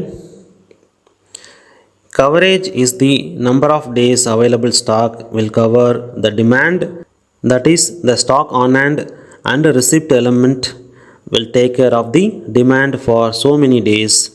Simply, if you have stock on hand of 30 and the demand for month is 90, then coverage in 10 days. So then coverage is 10 days. So then safety time in work days. In this field, you define the number of work days for the safety time slash divided by actual range of coverage. If you define a safety time, the requirements in MRP are brought forward on the time axis by the number of work days you defined here. So this does not change the actual requirement states. However, as the requirements have technically been brought forward, receipts are created for the yearly dates in MRP. So the next field, period profile for safety time. The period profiles for the safety time divided by actual range of coverage contains the periods with the safety time divided by actual range of coverage that is valid for each period. You define the period profile in customizing for MRP. So where it is to be used?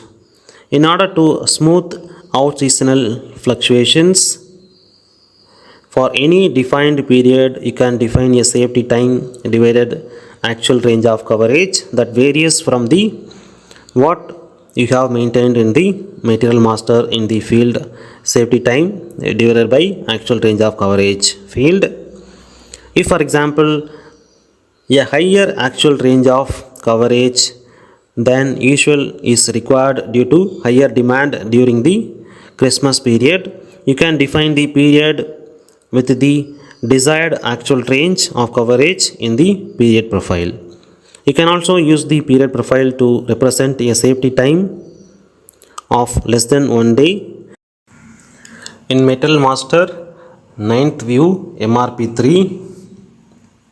in MRP3 the first field period indicator specifying the period in which the material consumption values and forecast values are managed. So the next one, fiscal year variant. The fiscal year variant is used to define the financial year. So the next one, splitting indicator that defines how the system splits forecast requirements into smaller time intervals where the MRP type is forecast based planning and the period indicator is not day. So where we are using this splitting indicator, if you enter a splitting indicator, the system will take only a limited number of periods into account when planning the material and split them into smaller time intervals. If you choose a day as your splitting indicator, the system will spread forecast requirements minus actual consumption values over the remaining work days in the month. So the next one, planning strategy group. The strategy group groups all the planning strategies that can be used for a particular material. The planning strategy represents the procedure used for the planning a material and is controlled by the MRP types. So then the next field, consumption mode.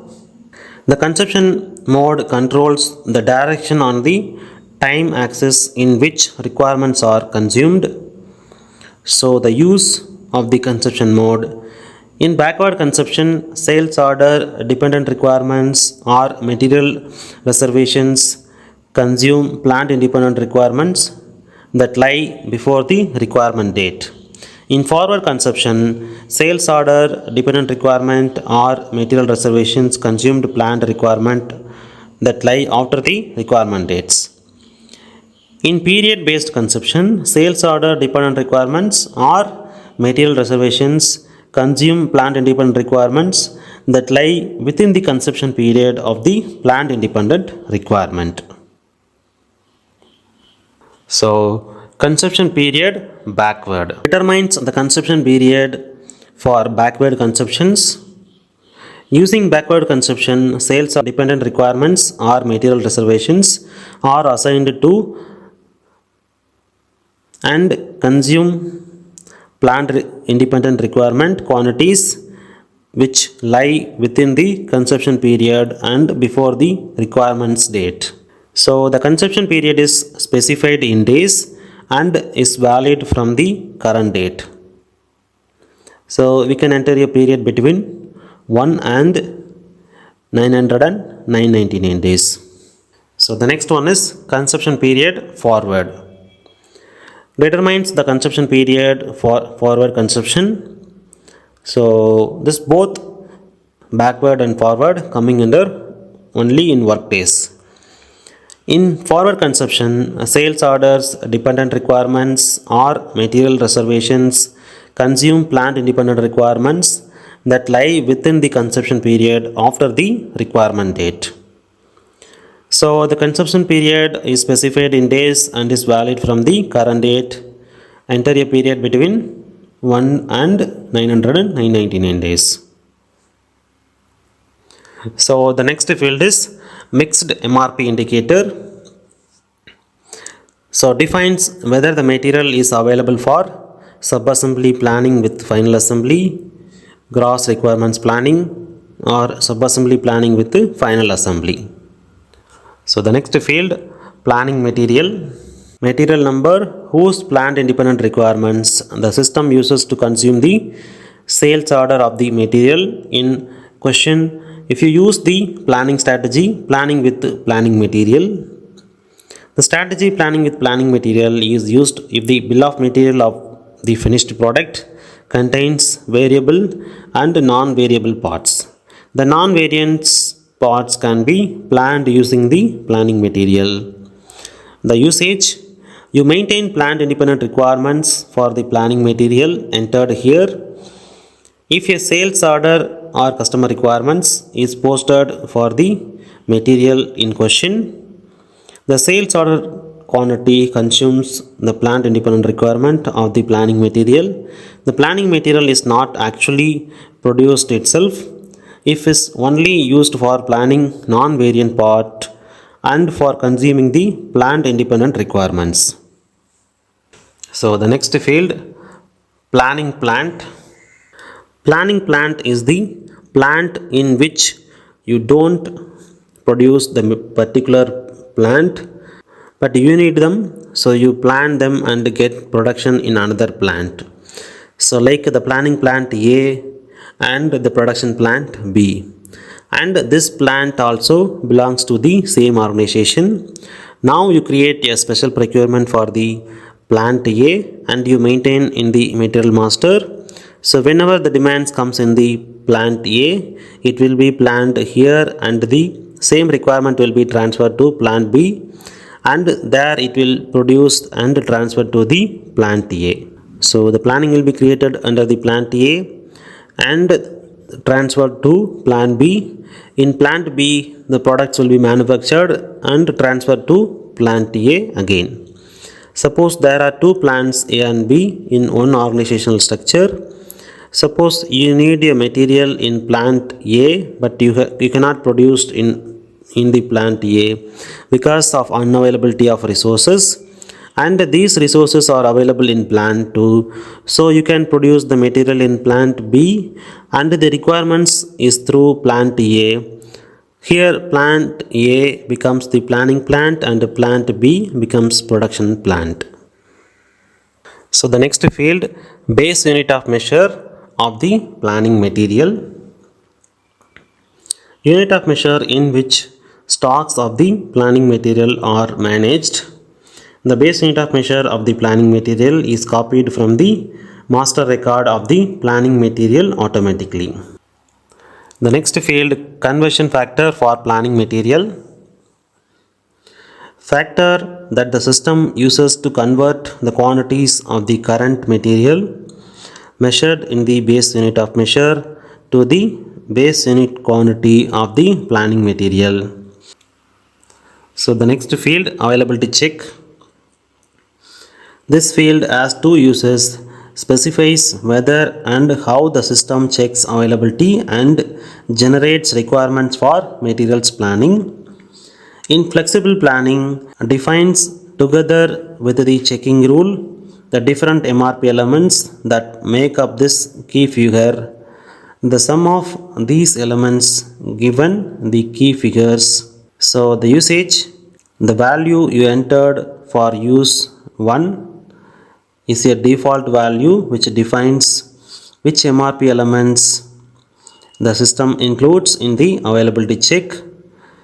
For example, purchase order and reservations.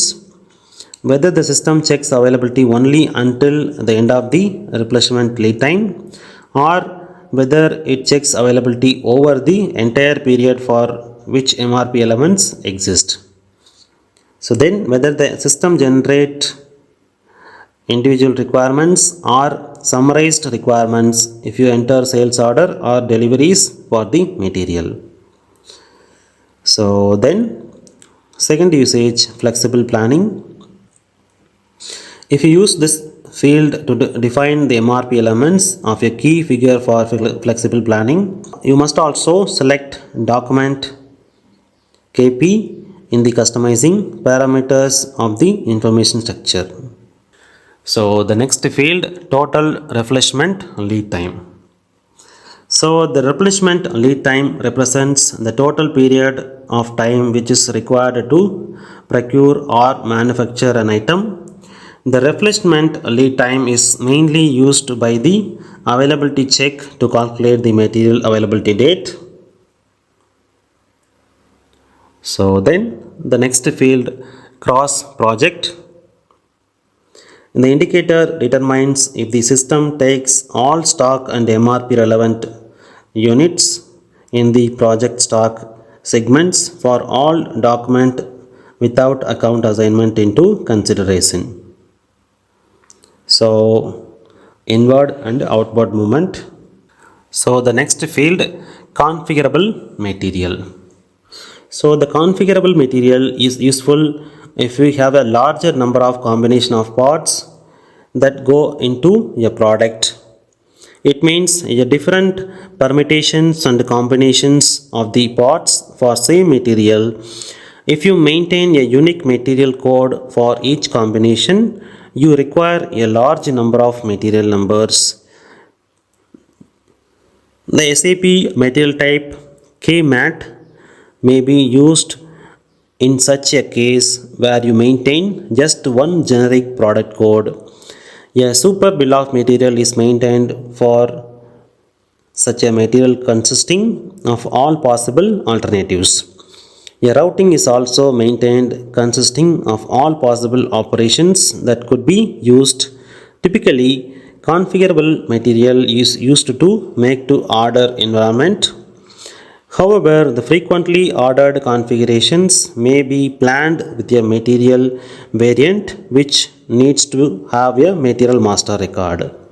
Thus, material variants may have stock and value depending upon characteristic values chosen at sales order entry. Sales order bill of material is created. Routing operations are also chosen depending upon which BOM components are assigned to them. So here the example for the configurable materials. So I am going to buy bicycle. We have two types, one is gear and another one is non-gear. If I am going to buy the gear bicycle, we have three different gear ratios and five different suspension and three different sheets. So based on my requirement, I am going to choose specific gear ratio and specific suspension and specific seat type. So based on my requirement, the client will assemble the product. So this is configurable material. In Material Master detailed explanation, step number 10, MRP4. The first topic under the MRP4, dependent requirements indicator for individual and collective requirements. Indicator determining whether the following requirements are allowed for the dependent requirement of the material. So what is meant by independent requirement and collective requirements? So first we can start with dependent requirements. Requirement quantities of the dependent material are stated individually. Then the second type, collective requirements. Requirement quantity of the dependent material are grouped together. Then use. You can maintain this indicator in the following in the material master record. For the explosion type of the bill of material item, the settings for the explosion type overrides that in the material master record. The next topic in MRP4, component scrap in percentage. Percentage of scrap that occur during production of the material if the material is a component. Use. Component scrap is used in material requirement planning to determine the quantities of components required. When exploding the bill of material, the system increases the required quantities of the components by the calculated scrap quantity. For example, requirement quantity is 200 pieces, component scrap, so we can take it 10%. So what is the scrap quantity? 20 pieces. So therefore 220 pieces are required. So the next topic in MRP4, indicator for requirements grouping, defines whether the system groups together dependent requirements for the material on a daily basis when analyzing requirement planning. If you set this indicator, the display in the MRP list and stock requirement list is present as follows. If several dependent requirements are scheduled on one day, they are requirements have been grouped together. You can also expand the grouping in the MRP list and in the stock requirement list. Determine whether additional individual or dependent requirements are written for components whose assembly is set such that total dependent requirement are created. So the next topic, MRP relevancy for dependent requirements.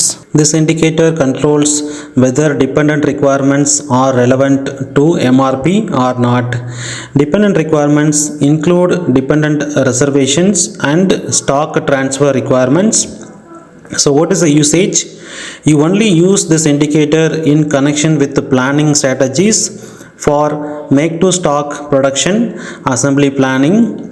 Note that the indicator dependent requirements not relevant to MRP should only be used when, for example, planned independent requirements exist for an assembly. In this case, no receipt elements for the dependent requirements in MRP should be created, as receipts have already been created for the planned independent requirements. So the next one, production version. So what is meant by production version? Production version is a master data object in SAP that belongs to the production and production planning module. SAP production version is combination of a bill of material and a routing. Bill of materials consist of the components and the conception of those components which are required to manufacture a product. Routing of the material consists of the activities that need to be done to manufacture a product. For a given product, there can be different components that can be used to manufacture. When there are such substitute components, it is possible to create an alternate BOM in SAP systems. There can be multiple alternative BOMs for a given product, like multiple bill of materials. There can be a different method or task which can be used to manufacture a product. These different methods or sequence of activities can be maintained as alternative routings or routing groups. So SAP production version is used to group these different combinations of BOM and the routings, so that depending on the material availability and the resources, production can be carried out for those materials. Production versions can be maintained through the material master or using the production version mass maintenance transaction C223 in SAP S4 HANA. The production version is a mandatory PP master data. Let us look at how the SAP production version is created. So the next topic, discontinuation indicator, identifies the material as a part to be discontinued and includes it in the discontinued parts procedure in material planning. Usage: if this indicator is set, the system transfers the dependent requirements in material planning to the follow-up material if they are no longer covered by warehouse stocks. However, this requirements the part to be discontinued and the follow-up material to be planned using material requirement planning MRP. The second option, the base unit of measure follow-up material to be the same as that part to be discontinued. So important note, in subcontracting, uncovered requirements are not switched to the follow-up material after the effective out date. This is indicated. So the next topic, effective out date, date from which the stocks of the material are to be used up. As soon as no more stocks exist for this material, it is to be replaced by the follow-up material. Usage: from this date, the system reassigns the dependent requirement that are no longer covered by warehouse stock of the discontinued material to the follow-up material. This is done as a part of material requirement planning. So procedure, enter a date if you want to plan the discontinuation of a material for the longer term. So the next one is follow-up material. Number of the material that the system uses in material planning to replaces the material to be discontinued once its warehouse stock is depleted. Usage in the material master record and also in the bill of material. You can define follow-up material for a material to be discontinued. The follow-up material defined in the bill of material as a higher priority than that in the material master record. Procedure, you must always specify a follow-up material in the material master record for the system to know a follow-up material if none has been specified in the bill of material. So the next one, repetitive manufacturing allowed. SAP repetitive manufacturing is one of the types of manufacturing process supported by SAP. For each industry, there is a manufacturing process that is more suitable than the other. Factors such as production rates, consumer demands, and product complexity have an influence when selecting the manufacturing process. The commonly used manufacturing process are discrete manufacturing, repetitive manufacturing. Third one is process manufacturing. So the next field, REM profile, repetitive manufacturing profile. REM profile is the key to a successful setup of REM in SAP. The REM profile controls the way how REM is carried out in the system.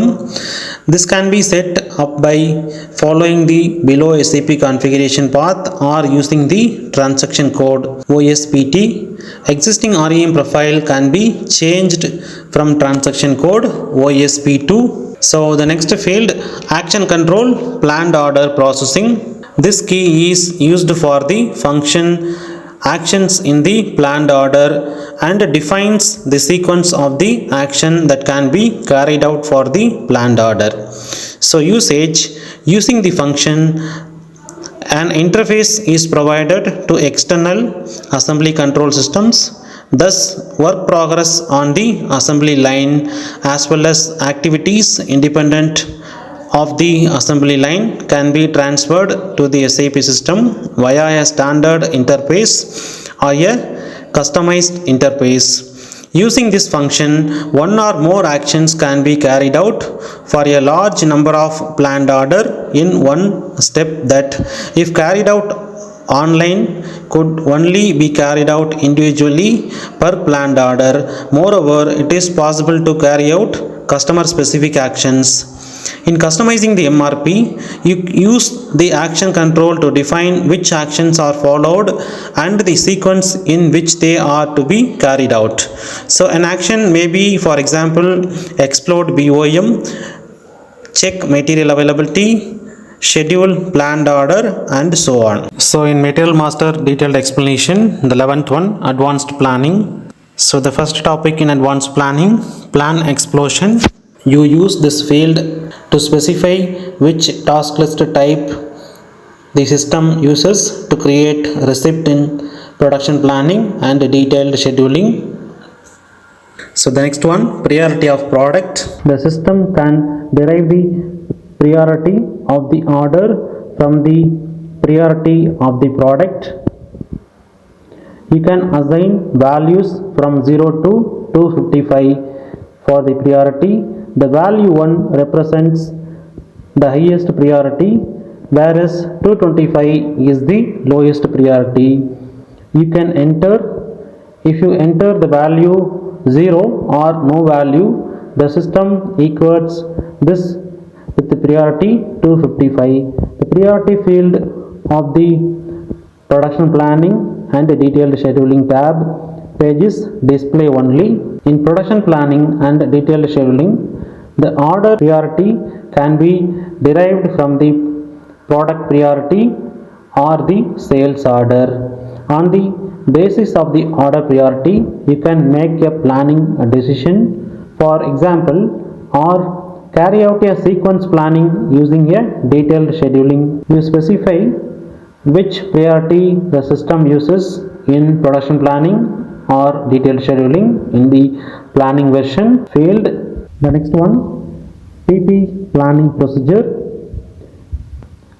defines for each planning relevant event that can occur for a location product which action is executed by production planning and detailed scheduling. In SAP APO, if this event occurs, the PP planning procedure also determines for customer requirements whether the desired quantity or confirmed quantity of a schedule line is relevant for begging usage.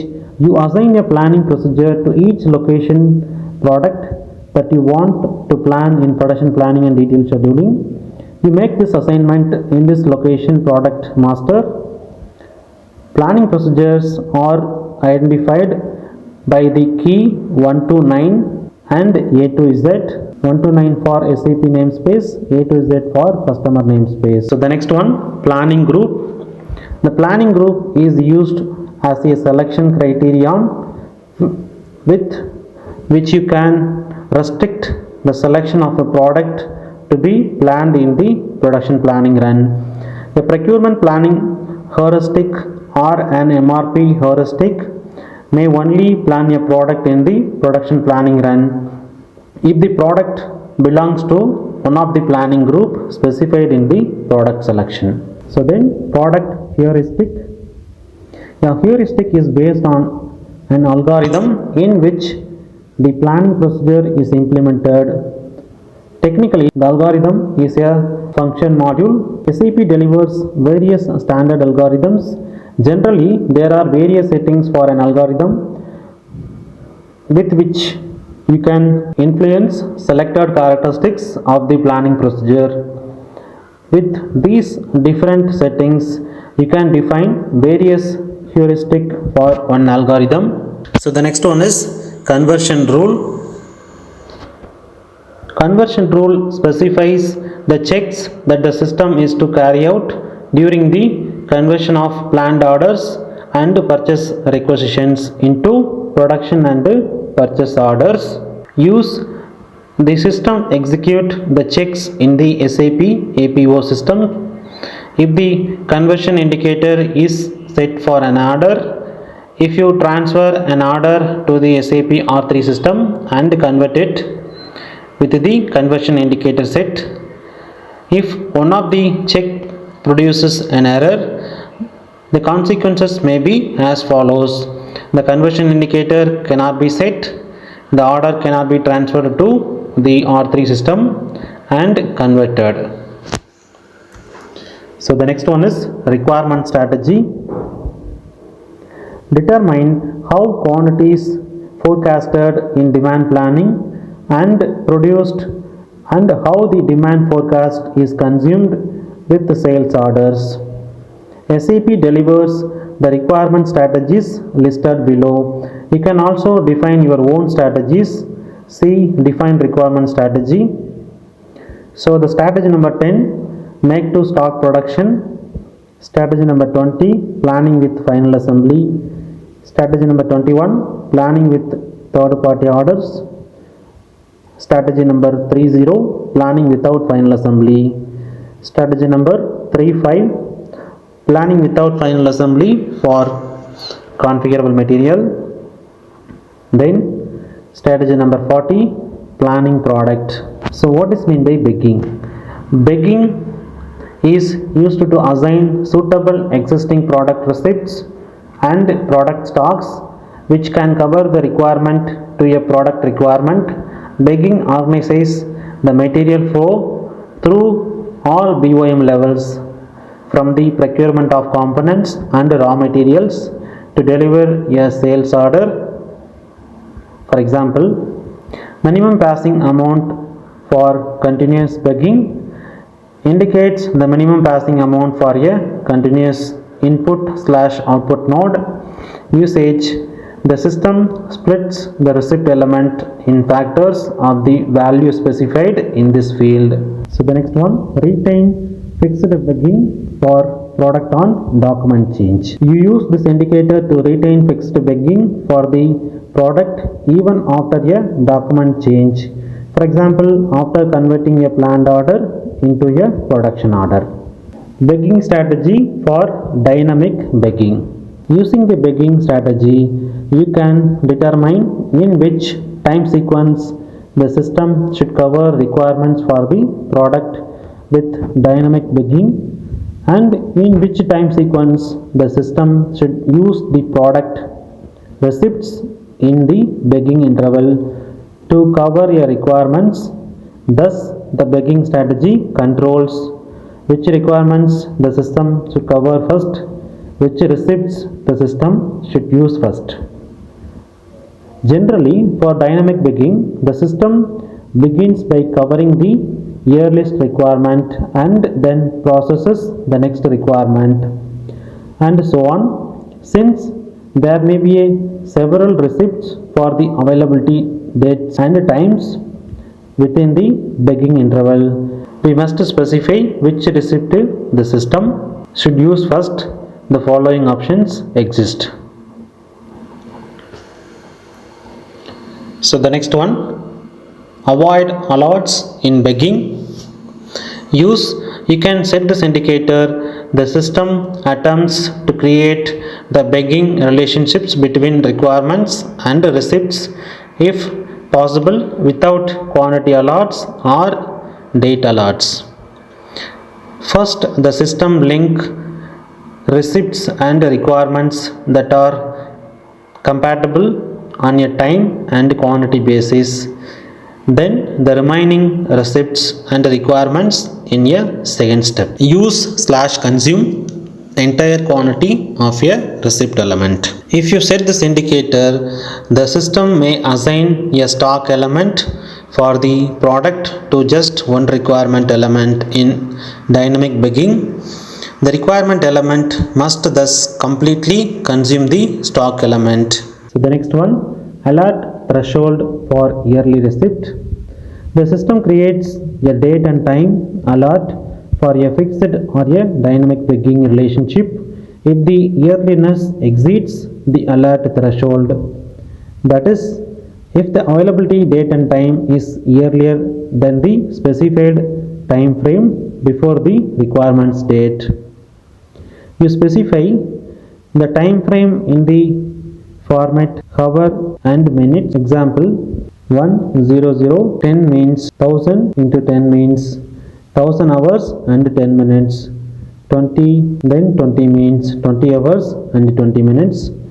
If you do not specify a value, the system uses the value. So 1 lakh hour and 0 minutes. Therefore, the system only creates an alert if an availability date and time is more than the 1 lakh hours before the requirement date. So the next one, alert threshold for delayed receipts. The system creates a date and time alert for a fixed or a dynamic begging relationship. If the delay exceeds the alert threshold, that is, if the availability date and time is later than the specified time frame after the requirements date, you specify time frame in the format hour and minutes. Example, 1000 hour 10 minutes, 20 hour 20 minutes. If you do not specify a value, the system uses the value 0. Therefore, the system creates an alert if the availability date and time is after the requirement date. So the next one, resource network, indicates the name of the resource network.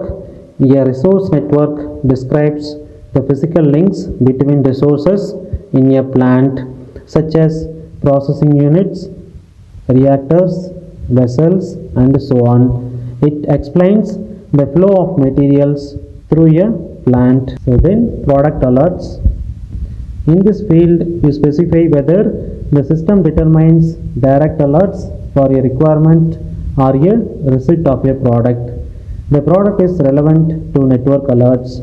If the product is relevant to network alerts, the system evaluates the direct alert that it determines for this product for receipts or requirements at the superordinate levels of the begging structure as well. You can hide alert for less critical component and thus increase the clarity and transparency of the network alerts to then improve performance. If you choose the option do not determine any alerts, the system will not determine any direct alert for the product. The product is thus also not relevant with regard to network alerts. Unit of measure of lot size indicates the valid unit of measure. The following option exists. No lot size unit maintained. The base unit of measure maintained for the product applies. Then unit of measure maintained which can be converted to the base unit of measure, which means alternative or base unit of measure. So the dependencies, if you enter an alternative unit of measure, the conversion to the base unit of measure must be maintained on the tab unit of measure. The alternative unit of measure must be able to converted to the base unit of measure for the product, as otherwise the unit will not be accepted. The conversion from alternative to base unit of measure is depend on the material. For example, the alternative unit of measure is kilogram, the base unit of measure is quantity. So 5 kg corresponding to 3 quantity or 3 pieces. So the next topic, refreshment lead time in calendar days. So number of calendar days needed to obtain the product including its components through in-house production or external procurement. The field is now absolute. Planning calendar. So what is meant by planning calendar? Planning calendar defines flexible periods for a period lot sizing procedure in master production scheduling (MPS) and in material requirement planning (MRP). The system group together the entire requirement which fall within period which mentioned in planning calendar from a lot.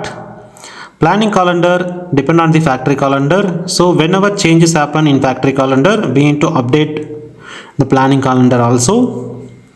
So what are the prerequisites to create planning calendar? Planning calendar assigned to the material in master data MRP2 view. Lot size assigned in MRP material master 1 view. So we can use the lot size PK, period lot size, for planning calendar.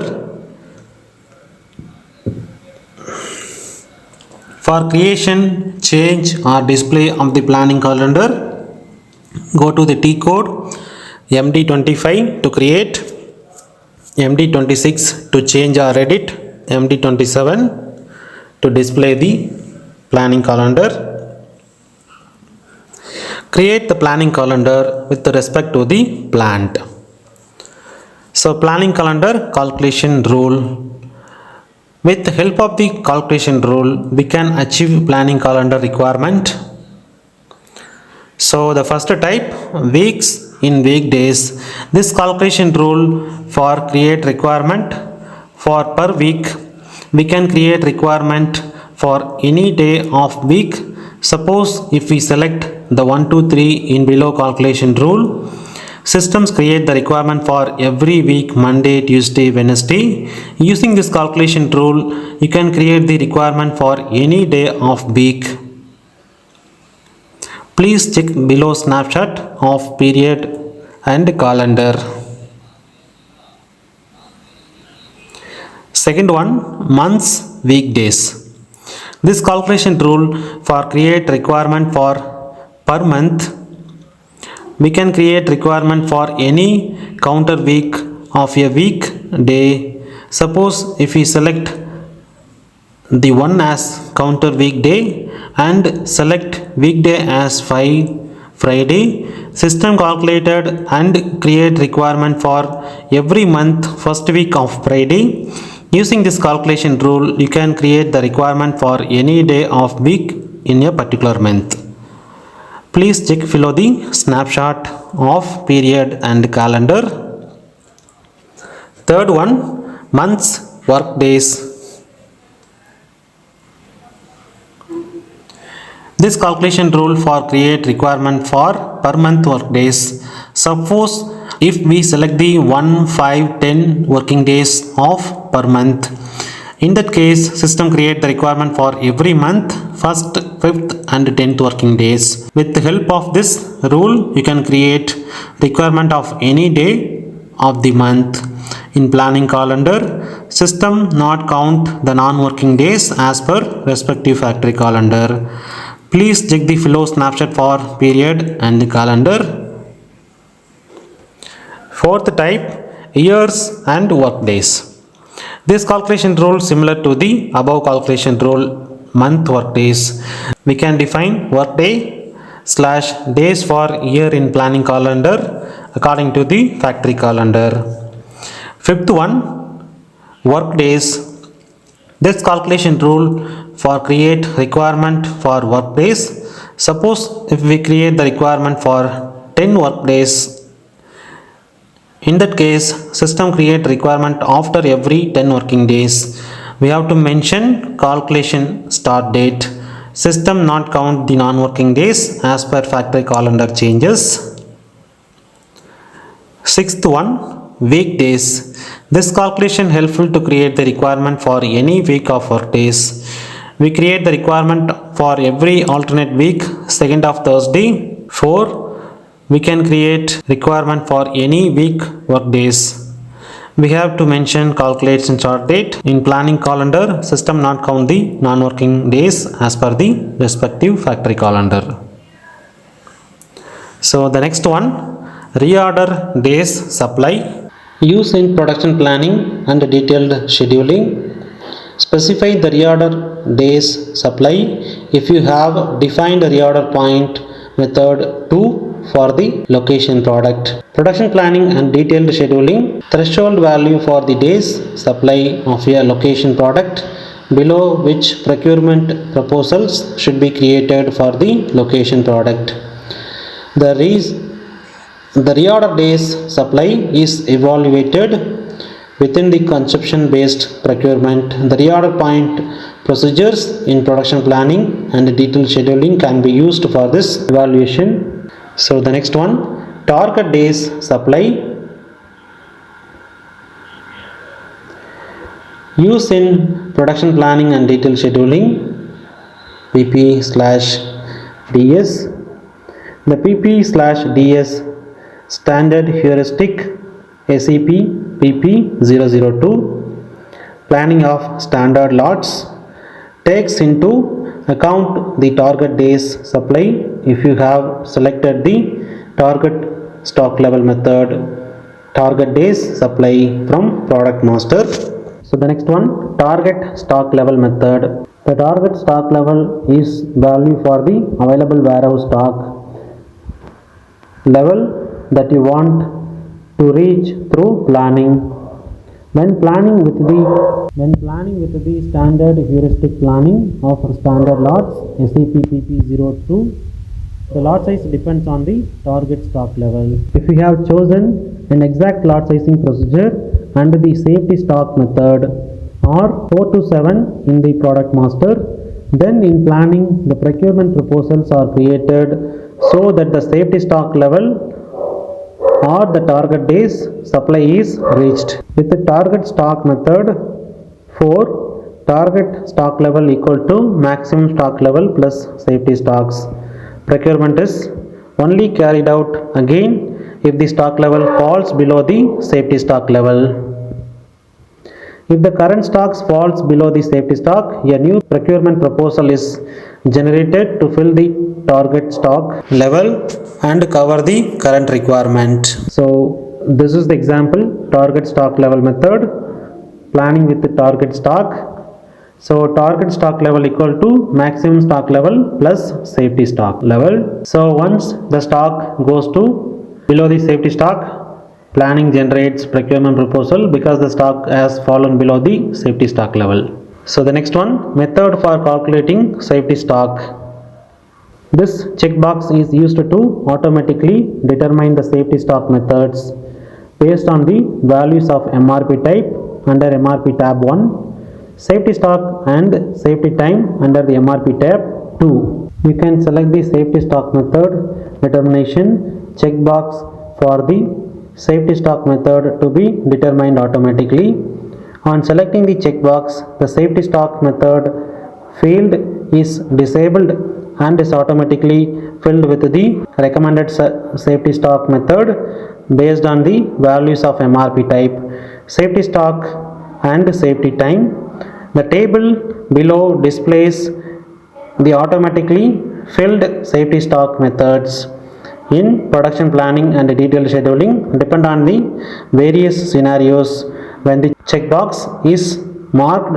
If you do not select the checkbox, then the validation for the value of safety stock methods is triggered based on the value of MRP type, safety stock and safety time that you have filled. So the next one, period factor for calculating the availability date and time. Factor used by the system to calculate the availability date and time of a receipt element within a time period. Usage, the system determines the exact availability date and time of the receipt elements within a period by adding a time interval to the start time of the period. You can enter a factor between 0 and 1, where 0 is the start of the period, 0.5 is the middle, and 1 is the end of the period. When calculating the availability date and time, the system takes into consideration all weekdays, meaning that it does not take into consideration any days that have been defined as non-work days in the calendar. The following applications can take the period factor into account: period lot sizing procedure in production planning and detailed scheduling. So the next field, use period factor. You use this indicator to define how the system determines the desired availability date and time of the receipt that should cover the requirements in a period. The indicator is relevant for period-based planning and is thus relevant for the following applications: period lot sizing procedure in production planning and detailed scheduling. So usage in period lot sizing procedure. If you do not set the use period indicator, the desired availability date and time of the receipt element is the first requirement date time in the period. If you set the use period indicator, the system calculates the desired availability date and time from the period duration defined by the period type, the number of periods of the period lot sizing procedure, and the period factor from the period factor field. So the date and time at which the system actually schedules a receipt element depend on further factors such as the planning time fence and strategy settings that are being used for detailed scheduling or the resource utilizations. So the next one, maximum days of supply active. The indicator is relevant for following applications: production planning optimizer in production planning and detailed scheduling. Then product planning table. Usage in production planning optimizer. For the production planning optimizer to receipt maximum days of supply constraint, this maximum days of supply active indicator and the time dependent maximum days of supply indicator both need to be set.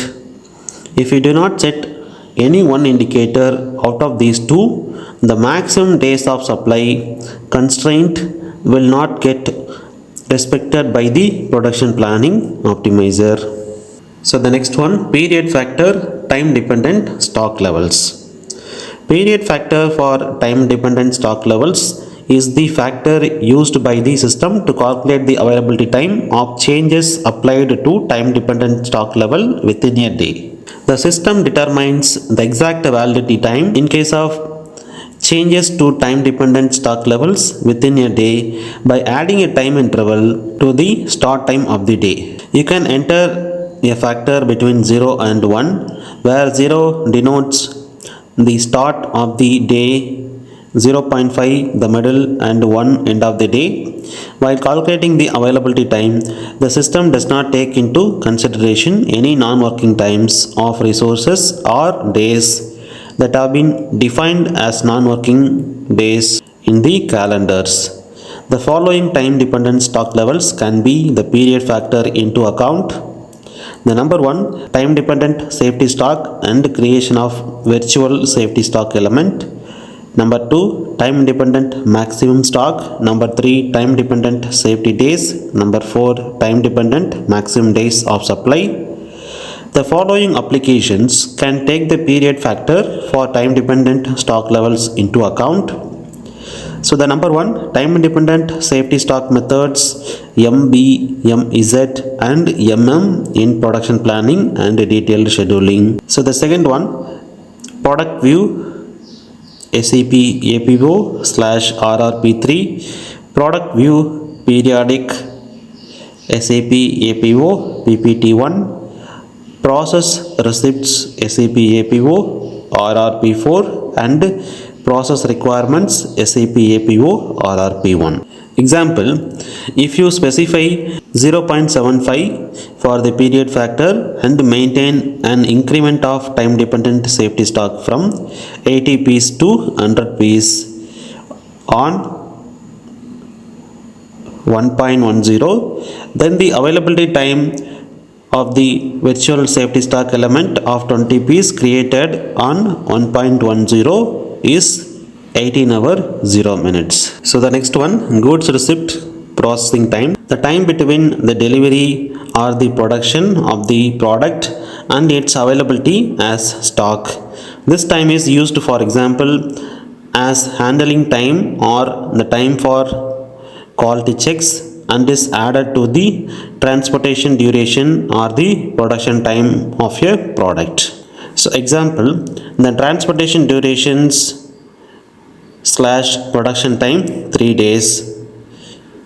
So goods receipt processing time 1 day, so equal to 3 day plus 1 day, for totally 4 days. The product is available on the 5th day. So the next one, goods issue processing time. The time between issuing the product from storage and transporting it. This time is used as handling time or time for quality control and is added to the transport duration. Example, goods issue time 1 day, so transport duration 3 days. So 1 plus 3 equal to totally 4 days. The product is available on the 5th day. So the next one, handling capacity consumption in unit measure.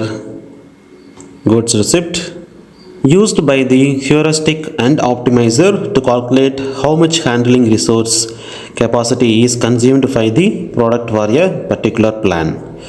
Example, if the handling resources can handle 1000 liter per day and you define the handling capacity consumption as 10 liter per piece, the maximum rate is 100 piece per day. Handling capacity consumption in unit of measure. Goods issue used by the heuristic and optimizer to calculate how much handling resource capacity is consumed by the product for a particular plan. Example, if the handling resource can handle 1000 liters per day and you define the handling capacity consumption as 10 liters per piece, the maximum rate is 100 piece per day. So the next one, shelf life of a material. Shelf life is that length of time the food and drink or medicine and other perishable items are given before they are considered unsuitable for sale or consumption. In some regions, a best before use by or freshness date is required on packaged perishable foods. Shelf life is the time that products can be stored during which the defined quality of specified proportion of the goods remains acceptable under expected conditions of distribution, storage and display. Shelf life is different from expiration date. The former related to food quality, the later to food safety. pharmaceuticals are similar. The regulations can restrict the sale and the use of pharmaceutical which have exceeded their expiration date. So the next one, procurement cost for product. In this field, you can specify cost for procuring a location product that are taken into account optimization based planning in production planning optimizer. So the next one, product dependent storage cost. Used in production planning and detailed scheduling to calculate how much it costs to store the product in the associated storage resources per the base unit of measure and per day. So it's like a warehouse. You can use the transactions SAP APO slash TMREF to change the time reference from day to another time unit. The next one, safety stock penalty. Penalty cost for safety stock violation. So the next one, penalty exceeding time dependent max days of supply, indicates the penalty applied by the production planning optimizer per unit quantity of the product. This penalty is charged in case days of coverage provided by the stored quantity of a product exceeds maximum days of supply maintained in the time dependent stock levels. So in Material Master 12th view, extended SPP. SPP is nothing but service parts planning. So the first one, usage in extended service parts planning. In SAP S/4HANA, extended service part planning solution provides planning functions specific to service parts and transparency throughout the supply chain, right from the moment demand occurs through the delivery of the product. It provides capabilities for forecasting, inventory planning, procurement, and distribution of service parts in large volume to customers. These capabilities ensure targeted service levels are maintained, thus making it deal for distribution-centric companies that distribute large volumes of aftermarket service parts to numerous stocking locations. So the next one, product alerts. In this field, you specify whether the system determines direct alerts for a requirement or a receipt of a product. The product is relevant to network alerts. If a product is relevant to network alerts, the system evaluates the direct alerts that it determines for this product for receipt or requirement at the superordinate levels of the bidding structure as well. You can hide alerts for less critical components and thus increase the clarity and transparency of the network alerts and improve performance.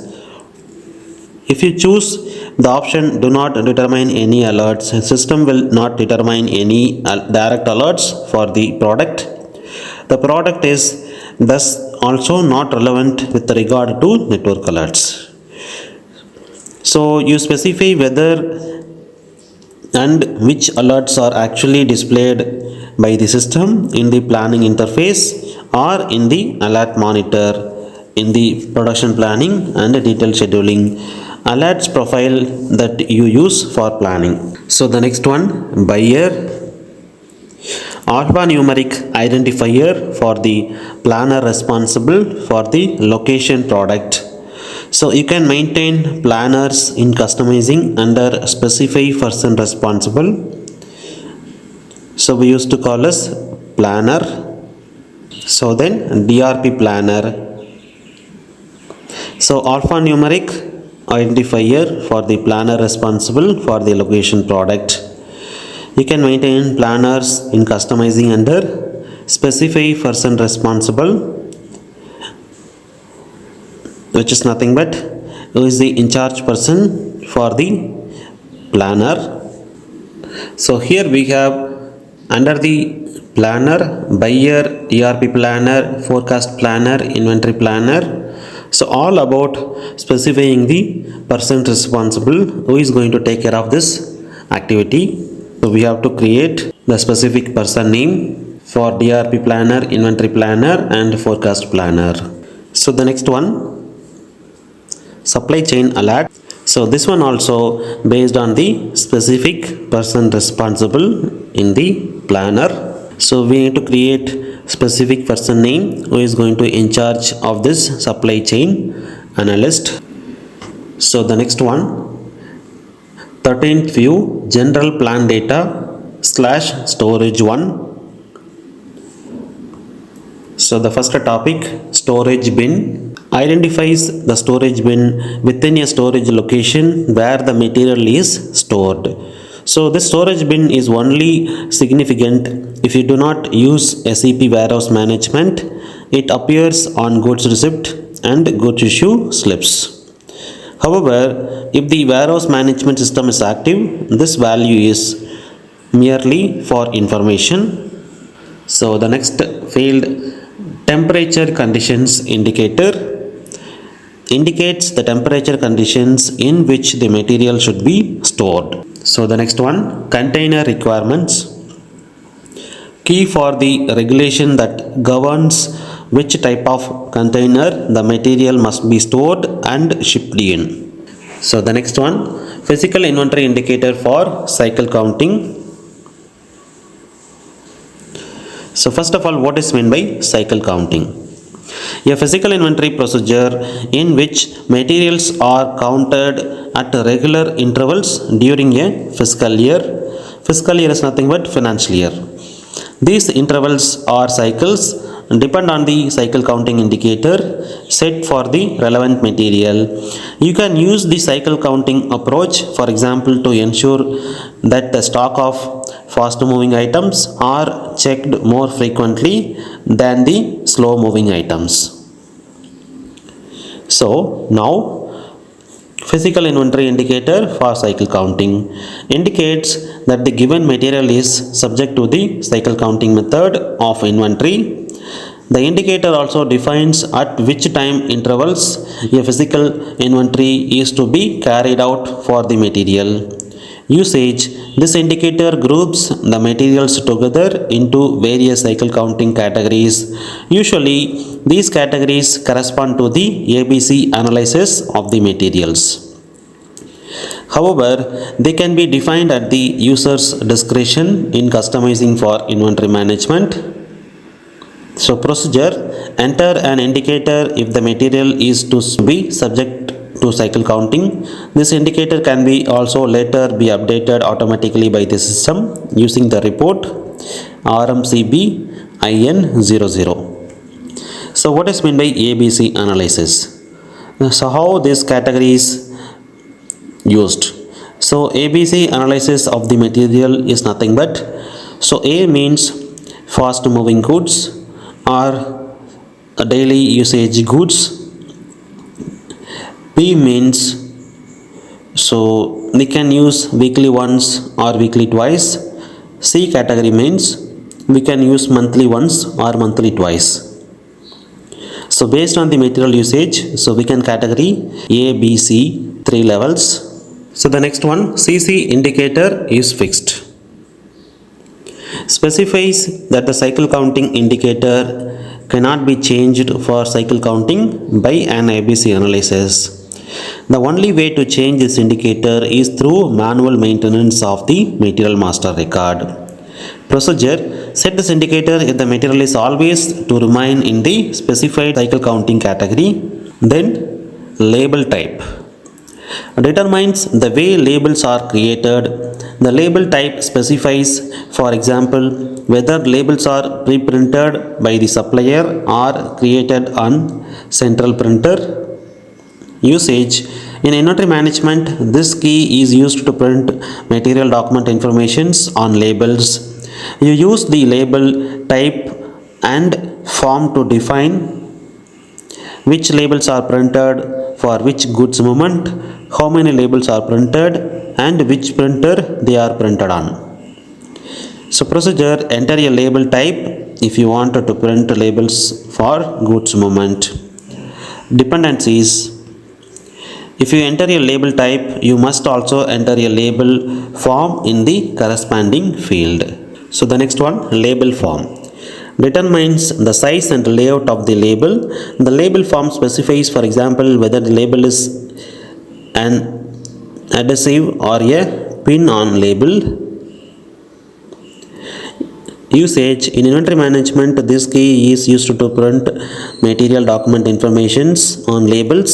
You use the label type and form to determine which labels are printed for which goods movement, how many labels are printed, and which printer they are printed on. So procedure: enter label form if you want to print labels for goods movement. Dependencies: if you enter a label form, you must also enter a label type in the corresponding field. So the next one, unit of issue. Unit in which the material is issued from the warehouse. Usage in inventory management, the system processes the unit of issue for goods issues, transfer postings, other goods receipt, and reservations. So the procedure: enter a value in this field only if you want to use a unit of measure differing from the base unit of measure. If the field does not contain an entry, the system will assume that the unit of measure in the base unit of measure. So the next one, packing area. Groups together storage bins from the standpoint of picking strategies. That is, the storage bins are arranged in a strategically advantageous manner for the task of picking. Usage: this picking area is used for the following purposes: rough cut planning, for example, identifying how long it will take to pick the stock. The next, creation of transfer orders if your company uses lean warehouse management. Dependencies: the picking area is the counterpart to the storage section, which groups together storage bins from the standpoint of put away strategies. So then, storage conditions. The use of storage conditions in the material master at the time of picking location determination. It will take storage locations in the combination of shipping point and plant and storage location and storage condition. So the next field, hazardous material number. Number that identifies the material as a hazardous material or as dangerous goods and assign hazardous material data or dangerous goods data to it. Usage: the hazardous material number indicates that the material is a dangerous, making special precautions necessary for its storage and shipment. Dependencies: you can enter region specific hazardous material data or dangerous goods data separately under one hazardous material number. So the next one, quantity, number of goods receipt and goods issue slips to be printed. Specifies which quantity of the material in the unit of entry usually constitutes a pallet load.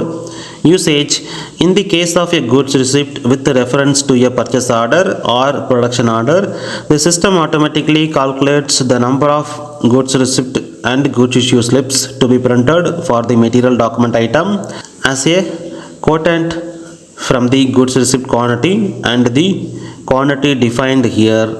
The value determined is always rounded up to the next higher whole number.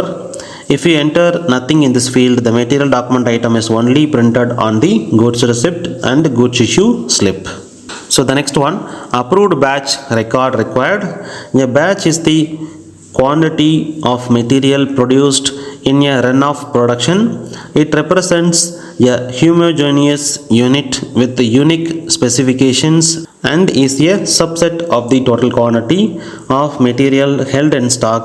Batch management refers to the entirety of the logistics process in production facilities or plants, from procurement to sales across manufacturing in industries such as pharma, mining, FMCG, retail, aerospace, and many more.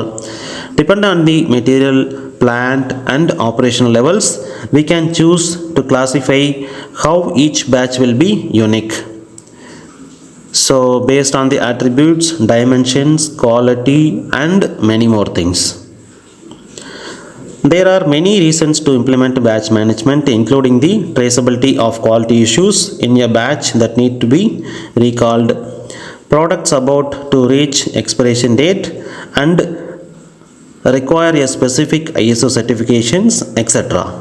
So now let us dive into the new change brought into SAP ECC and SAP S4 HANA. So the next one, approved batch record required.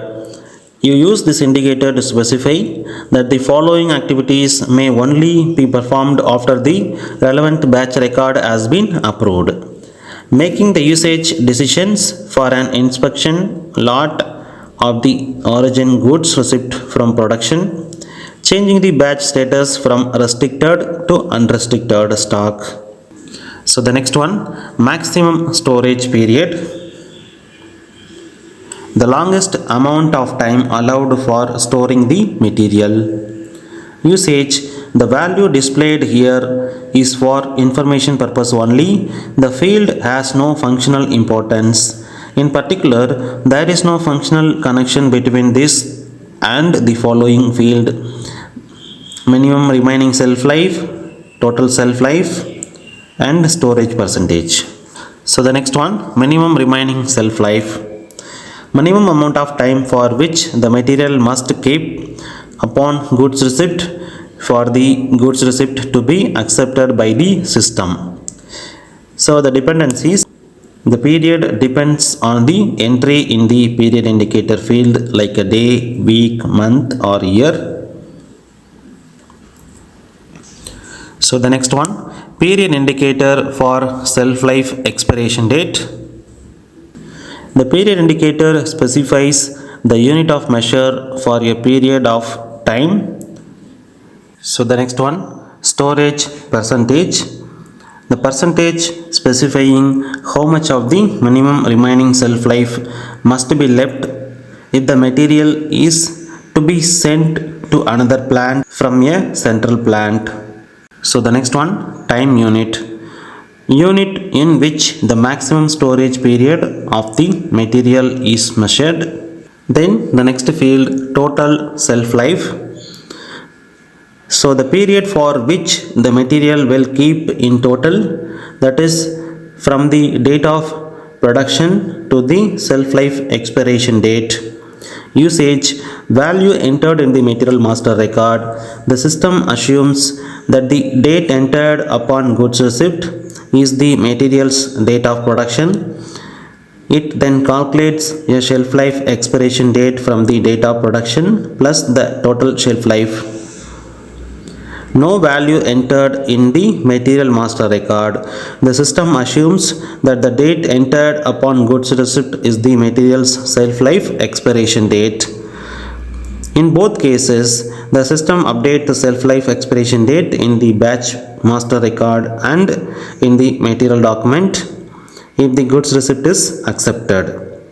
Dependencies, the period depends on the entry in the period indicator field, so like week, day, month or year. The shelf life is checked upon goods receipt only if this check has been activated in customizing for inventory management in the activity set expiration date check. So the next one, rounding rule, SLED. In the material master, if the period indicator based on weeks, months or years has been selected for the total shelf life, you can round the shelf life expiration date that has been calculated from the production date and total shelf life to the first or last day of the period chosen. So examples, total shelf life in material master 3. So period indicator in material master M, so M means month. So the production date specified at the goods receipt January 10, 1998. So now the SLED equal to January 10, 1998 plus 3 months, which equal to April 10, 1998. Rounding indicator month, hour, days. So April 10, 1998, no rounding. So then the rounding indicator minus is nothing but first day of month, which means April 1, 1998. Rounding indicator plus, which means last day of month, 30th April 1998. So the next one, expiration date. Indicator for the shelf life expiration date or expiration date. Usage in batch management, the shelf life expiration date or expiration date can be specified. You select the date type you want by using this indicator. So the next one, maturity time. The period required by a product after production before it can be used for further production or by a customer. Usage, the maturation time defined in the product master is transferred to all product receipts such as production and stock transfer orders that are generated in APO. The system considers the maturation time of a product receipt during begging. A product requirement can only make use of a product receipt if the requirement time occurs outside the maturation time of the receipt. Procedure, the value is not transferred by means of the CAF interface. Enter the number of days for the maturation time. Dependencies, the maturation time is part of the shelf life period. The maturation time of a product is only considered during the planning if the indicator has been set as the product master. So the next one, required maximum shelf life. The standard value for required maximum shelf life. Usage, if the shelf life is taken into consideration when planning a product requirement can request that this should be covered by a receipt which does not exceed a certain shelf life. This request can be defined so explicitly for the requirement.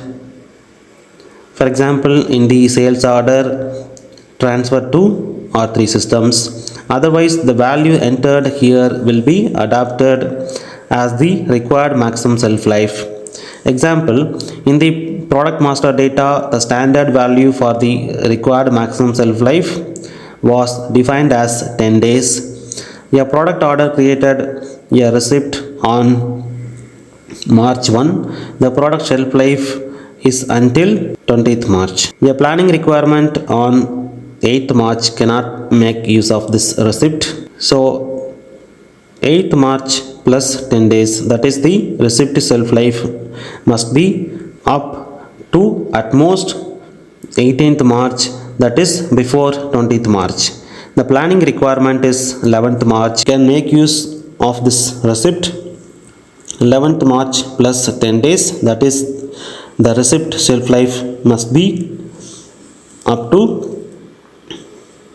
at most 21th March, that is after 20th March. So the next one, segmentation strategy. A strategy that is a collection of a business rules that defines which stock materials should satisfy which demands object. This is done based on the mapping between stock segment associated with a material in stock and requirement segment associated with a demand object. These business rules apply to process such as MRP, ATP and plant independent requirement and so on. By assigning segmentation strategies on materials, you not only determine the valid stock and requirement segments for the corresponding materials, but also defines which requirement should be covered by which stock segments. Usage, links a requirement segment to a stock segment. So the next one, default stock segment. Default stock segment value. Usage, segment value which is representative for all segment value combinations. Dependencies, the default values will be used in costings at material level. The system needs the default value as basis for the BOM explosion, routing selection and component valuation. Please note that the system creates also for let valuated materials costings at material level. Therefore, each material should have default values for valuation, for example, finished goods and raw materials. So the 13th view, general plan data storage 2. So the first field, negative stocks allowed in plant. So what is meant by negative stocks? A temporary situations that occurs when a material is physically available in stock but the relevant goods receipt have not been made. If a withdrawal is posted before outstanding receipts, the book inventory figure can temporarily become negative. Indicator that negative stocks of the material are allowed at the plant. So the dependencies, negative stock balances can only result if they are allowed at the following levels. The number 1, valuation area level, number 2, storage location level, number 3, material level, plant data in the material master record. Negative stock levels are already allowed for special stocks if negative stocks have been activated in the valuation area and for the special stock in question in the plant. You do not have to activate them in each material master record. So the next one, serial number profile. A group of settings summarized by a 4-character abbreviation that defines the conditions and the business activities for the allocation of serial numbers to single product units. It controls the serial number requirement and a number of pattern for the creation of serial numbers. You must enter the serial number profile in the master record of the product if you want each individual unit of the product to be given a serial number. Level of explicitness for serial number. Levels on which the serial number must be unique. Usage, if the indicator is blank, then only the combination of the material and serial number is unique.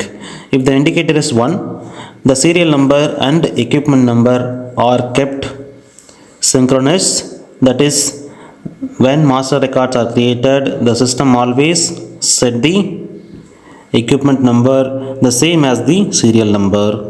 In this way, you can make the serial number unique on a client-wide scale. A prerequisite for this is that all material master records have the indicator set to 1. Dependencies, this indicator is plant-wide, that is, the setting applies to all the plants of the corresponding material master record. So the next one, logistics handling group for workload calculation. Grouping of materials that are comparable with regard to their handling. Usage, the logistics handling group is used in the calculation of working loads such as placement into stock and picking. Example, logistics handling groups are, for example, groups of materials which one or more of the following attributes: fragile, dangerous, bulky and liquid. The next one is distribution profile. Control profile for merchandise distribution. When merchandise is procured, the recipients of the materials are defined. Materials can be distributed among the individual recipients in a plant using the processing methods, cross-docking and flow through, for example. So the next one, stock determination group, specifies the stock determination group. The stock determination group combined with the stock determination rule at plant level create a key for the stock determination strategy.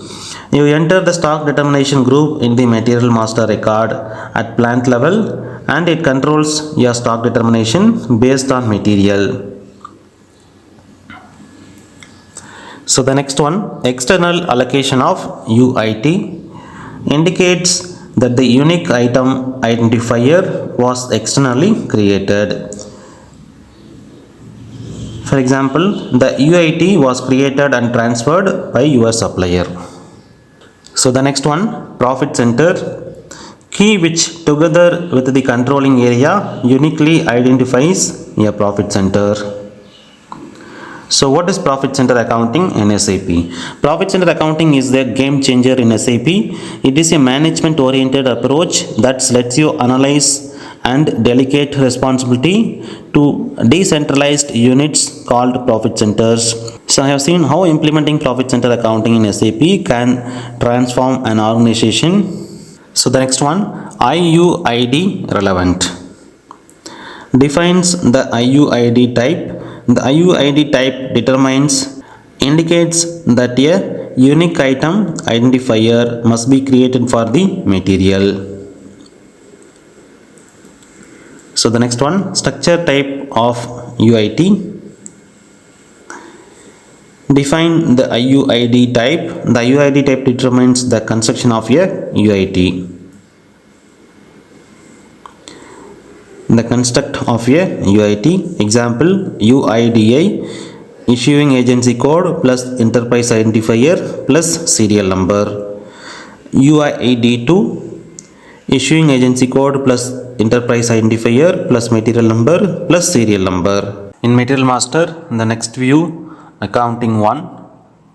In accounting 1, the first topic, total valuated stock. Total quantity of valuated inventory of a material with the same valuation criteria.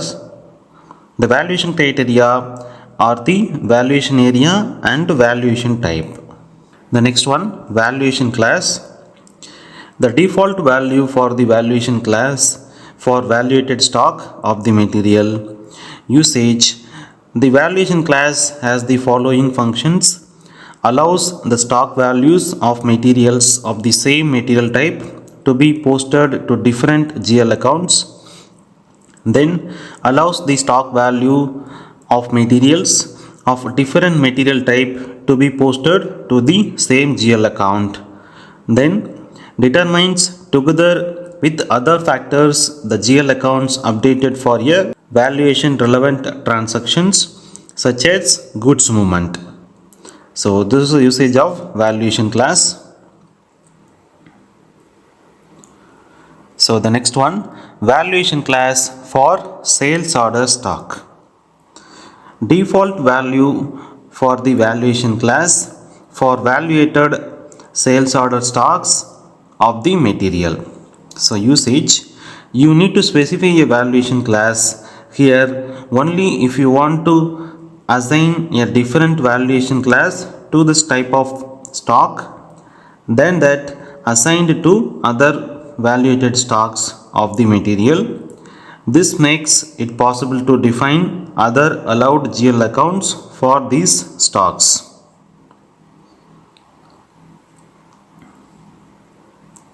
So the next one, valuation class for project stock. Default value for the valuation class for valuated project stocks of the material. You need to specify a valuation class here only if you want to assign a different valuation class to this type of stock than that assigned to other valuated stocks of the material. This makes it possible to define other allowed GL accounts for these stocks. The next field, valuation category, determines whether stocks of the material are valuated together or separately.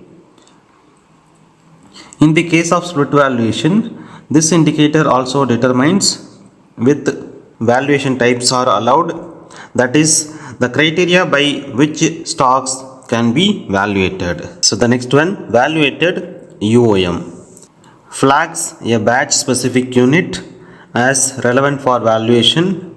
Usage, when the indicator is set, you can store a valuation price for this unit of measure that acts as a basis for valuating batches based on this proportion quantity or product quantity. So the dependencies, if you use proportion units, You can flag several units of measure as relevant for valuation. If you use product units, you can only flag one unit of measure as relevant for valuation. The next one, material ledger activated at material level, indicates whether material ledger valuation is active for the material. So the next one, material price determination control. You have the following options. In transaction based material price determinations, options 2 in the material master. With price control V, the material is valuated at the moving average price. With price control S, the material is valuated at the standard price. The moving average price is calculated for information purpose. So the second point, in single multi-level price determination, option 3 in the material master, the valuation price remains unchanged and a periodic unit price is calculated for the material valuation of the closed period. This option is only possible for materials with price control S, which means standard price, and is only recommended if, in addition to multiple currencies and or valuations, you use single multi-level material price determination. With a single multi-level material price determination, a periodic unit price is updated for information purpose but can only be used for material valuation in the closed period. So the next field, currency type. The currency type specifies the role of a currency in the SAP system. Usage. In addition to the company code currency, you can use parallel currencies per company code with the following currency types. The number 1, group currency. Number 2, hard currency. Number 3, index based currency. Number 4, global company currency. In controlling, you can also use the following types like a controlling area currency, object currency. Furthermore, you can create your own currency types. So note, if you are using transfer prices, the currency types not only represents the business perspective but also specify the valuation view. Example, number 10 company code currency, number 11 company code currency with group valuation, number 12 company code currency with profit center valuation. So the next field, ledger, identifies a ledger in general ledger accounting that is used for postings of currency and valuation types specific to the material ledger. Usage, the ledger is selected based on the currency and valuation type setting for the company code. The company code is selected through the valuation areas. Material ledger inventory values are calculated only in the selected ledger. So note, inventory line items are not summarized in this ledger. A currency type that has a non-legal valuation needs to have a reference to a currency type with identical semantics in legal valuation. Usage, during postings, the currency key of the currency type is copied from the corresponding currency type in legal valuation. So then, currency key for amounts in the systems. So the next field, standard price. Standard price, yes, the standard price is fixed during a time period. It means the inventory of a material is being evaluated at fixed price for a given period, irrespective of the price of new stock being added. Then the next field, periodic unit price. A price that changes periodically as a result of goods movements and invoice entries. The periodic unit price is calculated by dividing the value of material by the quantity of the material in inventory. It references the base unit of measure and price unit in the material master record. So the next field, price unit, number of units of measure on which price is based. You can change the price unit in all valuations, both in the accounting view of the material master record and in the price change transactions, the T code MR21. So the next field, price control, indicates the price control used to evaluate the stock of material. You have the following options. We have two options. The first one is standard price, yes. Second one is moving average price, V. Dependencies.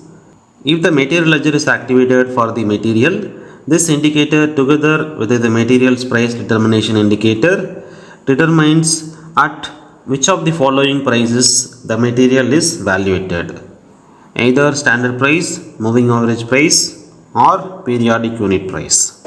So the next one, moving price, a price that changes in consequence of a goods movement and the entry of invoices and is used to evaluate a material.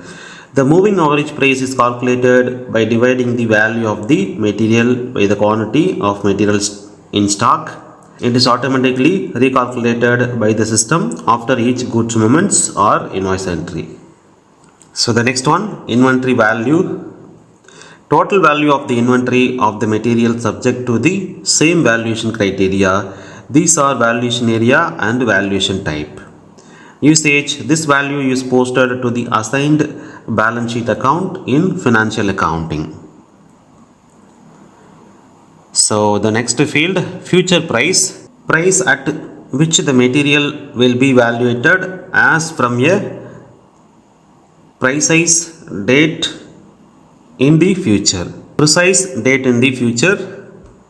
Procedure, the future standard price is valid as of the date you enter in the relevant field. Before the future price can become effective, you must activate it for material valuation. So the next field, future price from. Date from which a future valuation price is to be valid. So the next one, previous price. Price at which the material was valuated up until the most recent price change.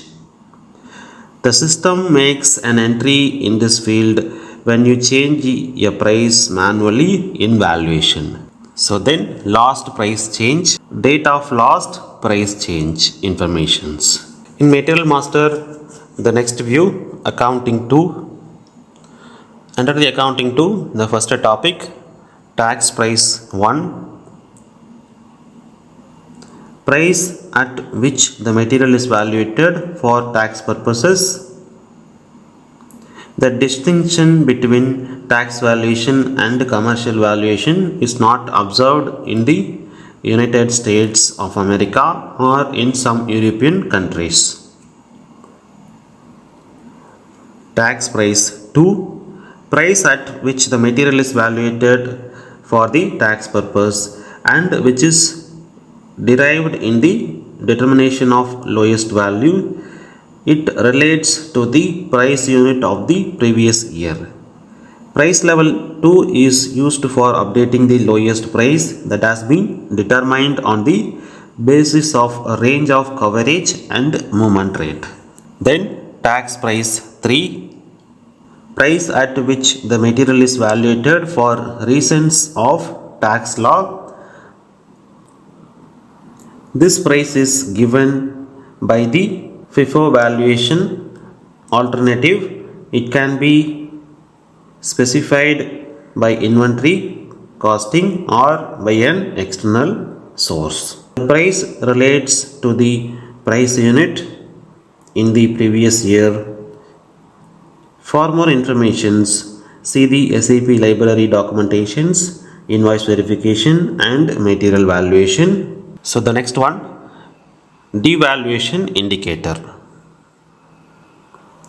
The devaluation indicator shows how many years the material has been flagged as slow or non-moving. Usage, The devaluation indicator determines the percentage by which the value of the material is reduced.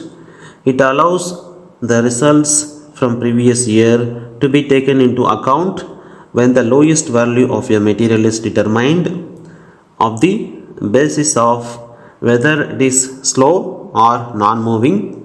The devaluation indicator is increased by 1 if the material is slow or non-moving, set to 0 if the material is medium or fast moving. You define the percentage reductions with reference to the devaluation indicator in in customizing valuation. So the next field, commercial price 1. Price at which the material is valuated for commercial purposes. So the distinction between the tax valuation and commercial valuation is not observed in the United States of America or in some European countries. Commercial price 2. Price at which the material is valuated from the commercial viewpoint and which is derived in the determination of lowest value. It relates to the price unit of the previous year. Price level 2 is used for updating the lowest price that has been determined on the basis of range of coverage and movement rate. Commercial price 3.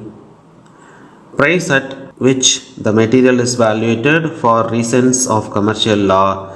This price is given by the FIFO valuation. Alternatively, it can be specified by inventory costing or by an external source. The price relates to the price unit in the previous year. For more information, see the SAP library documentations like invoice verification and material valuation. So then price unit, number of units of measure to which the price related in the previous year. Example, 10 gallons of fuel cost $50. In this case, the price unit was 10. So the next one, LIFO and FIFO relevant. Determines whether the material or the movement type is relevant to the LIFO and FIFO valuation. First, let me know what is meant by LIFO. Lost in first out valuations. Lost in first out valuation, that is called LIFO. Lost in first out valuation is based on the principle that the last deliveries of a material to be received are the first to be used. In this case, then no value changes occurs for older material when new material are received. Because of the LIFO method, the older material is not affected by the higher prices of the new deliveries of material. Thus, the older material is not valuated at the new material price, which prevents the false valuation of current inventory. This option is important so that the new material is valuated at the correct amount, while old stock remains valuated without being affected by the new material price. A positive variance between the opening and closing material balances of a fiscal year is known as a layer for LIFO valuation. A layer can be valuated as a separate item. The total of a material is the sum of all layer. So then FIFO, first in first out valuation. First in first out is a valuation method in which the material that is purchased or produced first is also sold and consumed or disposed of first. Companies with the materials that are batch managed have an expiry date or degrade in quality over time will often use this method. With this method, the next item to be shipped out will be the oldest of that material in the warehouse. In practice, this method usually reflects that underlying commercial method pursued by companies in rotating inventory. Newer companies commonly use FIFO for reporting the value of merchandise to booster their balance sheets.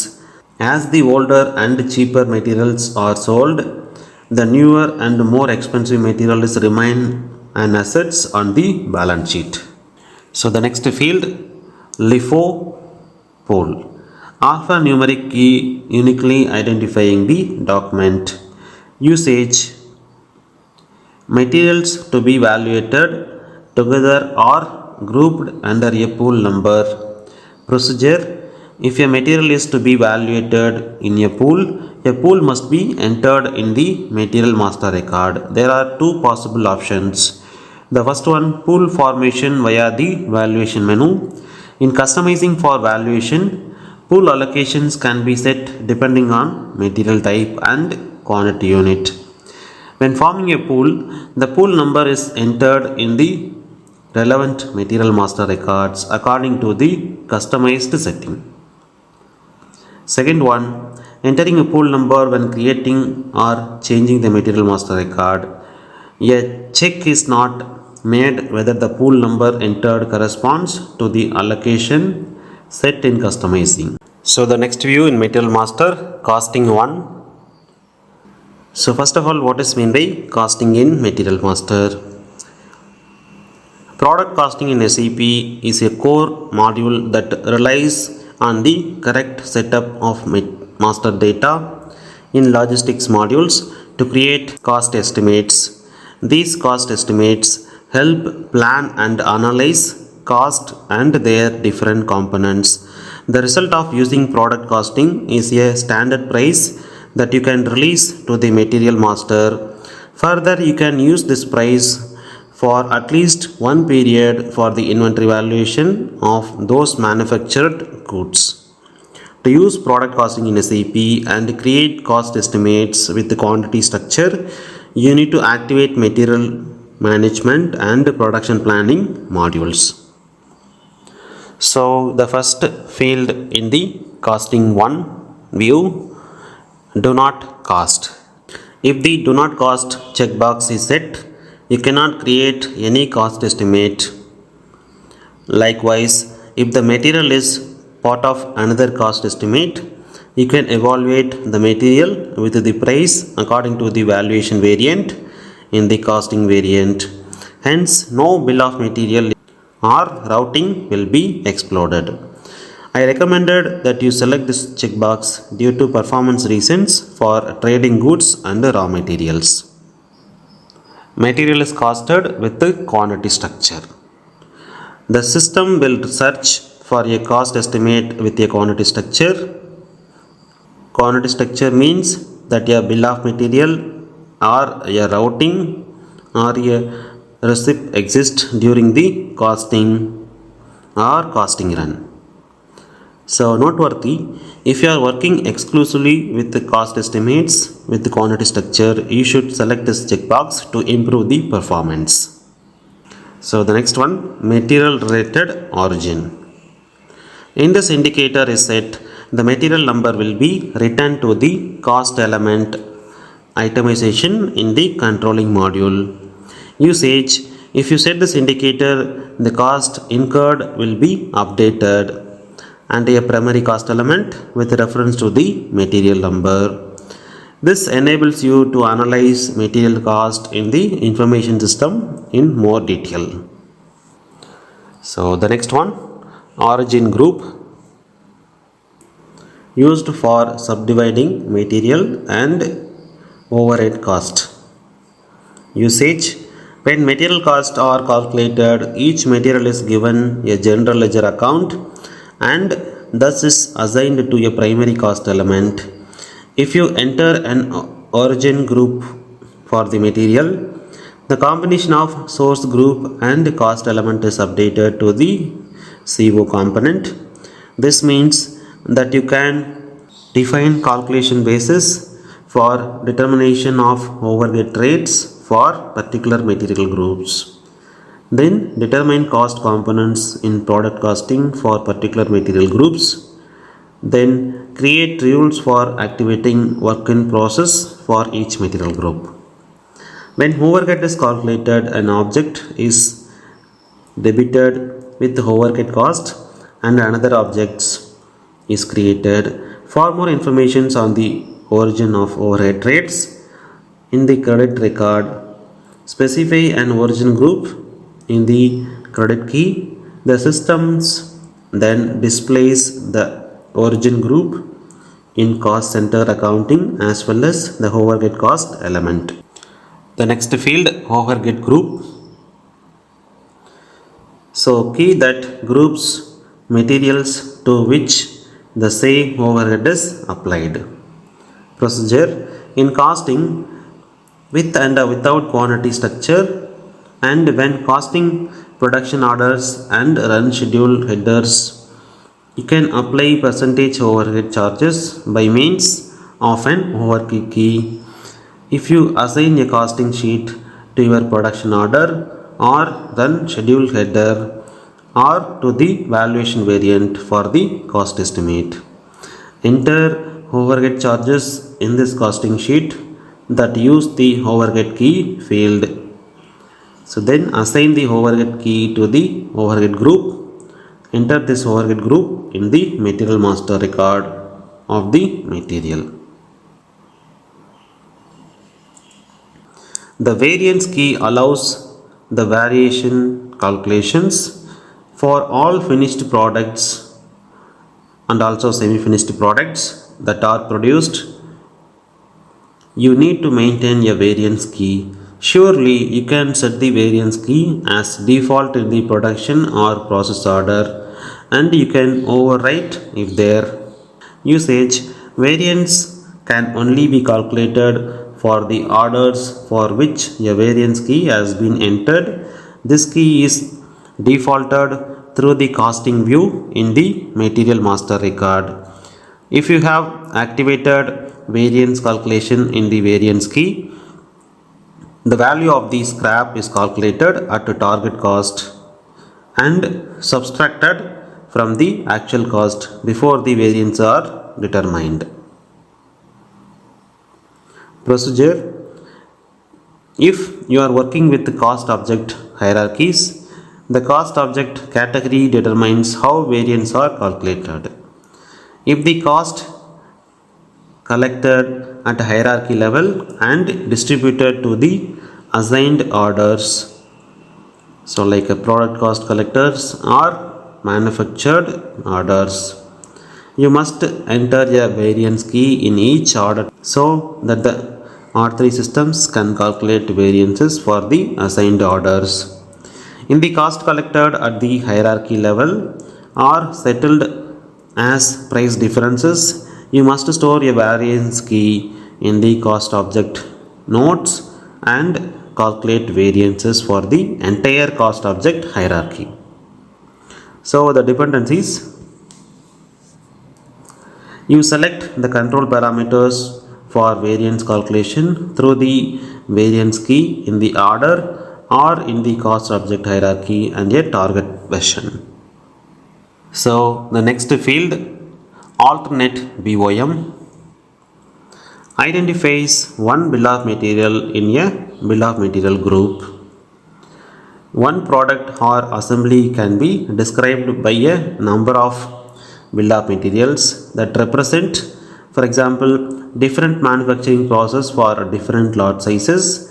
These alternative BOMs are grouped together as one multiple BOM.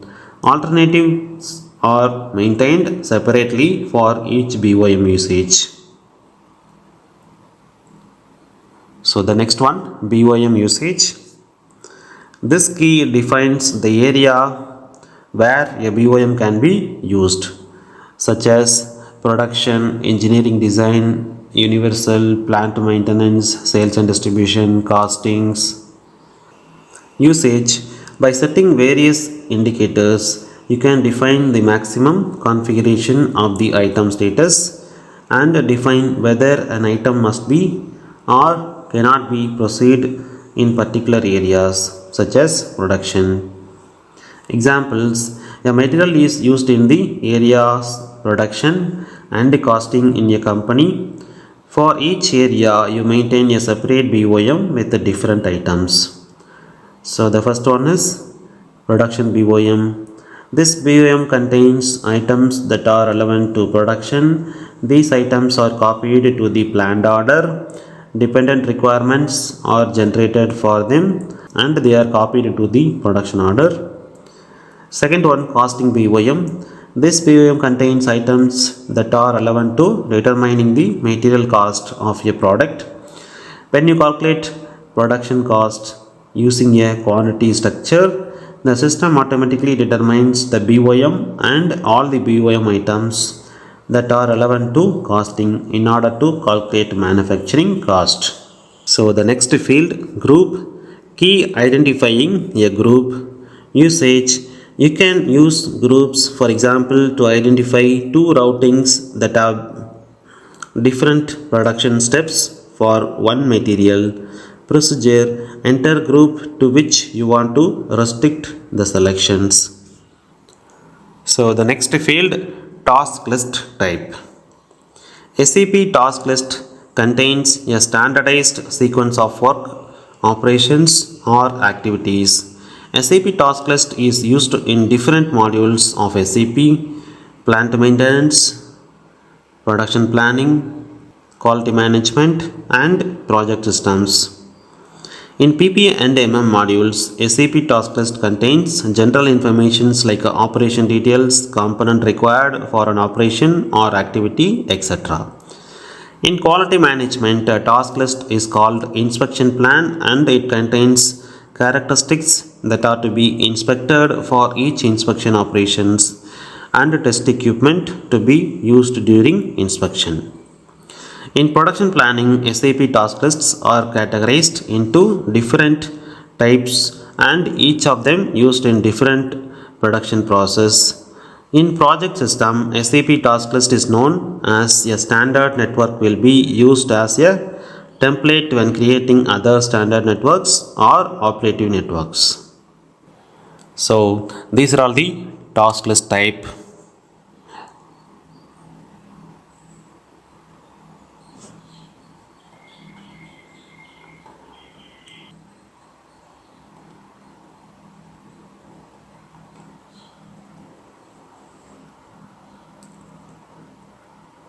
Production planning task list type and applications.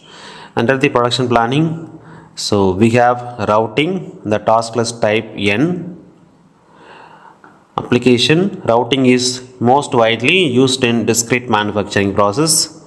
Then rate routing, task list type R. Routing is most widely used in repetitive manufacturing process.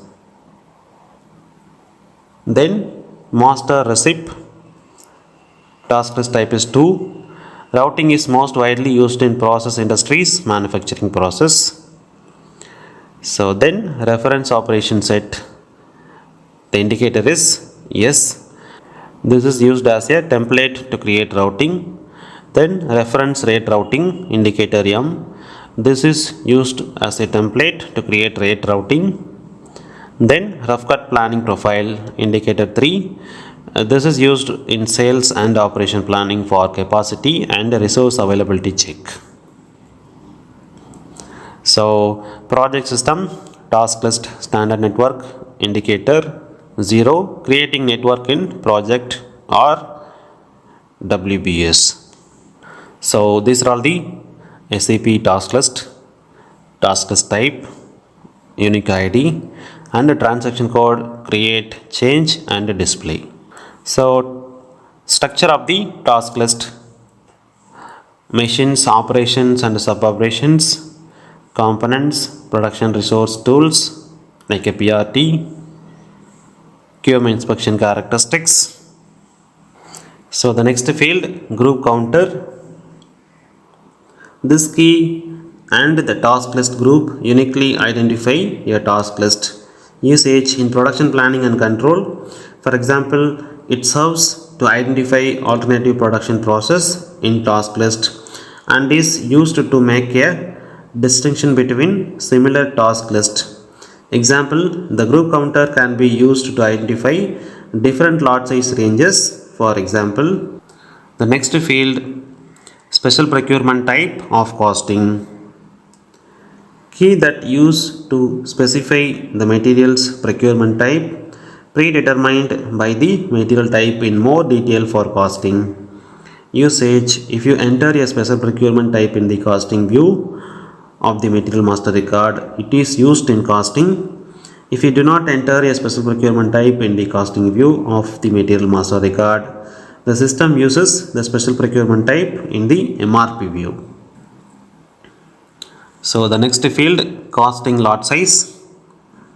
The costing lot size corresponds to the quantity you want to create the cost estimate. To avoid rounding differences in the conversion of the standard price, the costing lot size should match the price unit. So the next field, production version. If you are using multiple production versions in production, you can determine with which production version you can create and cost estimate. On the other hand, if you don't maintain a production version in this field, the system would determine it with the help of the alternative selections in the MRP4 view in the material master.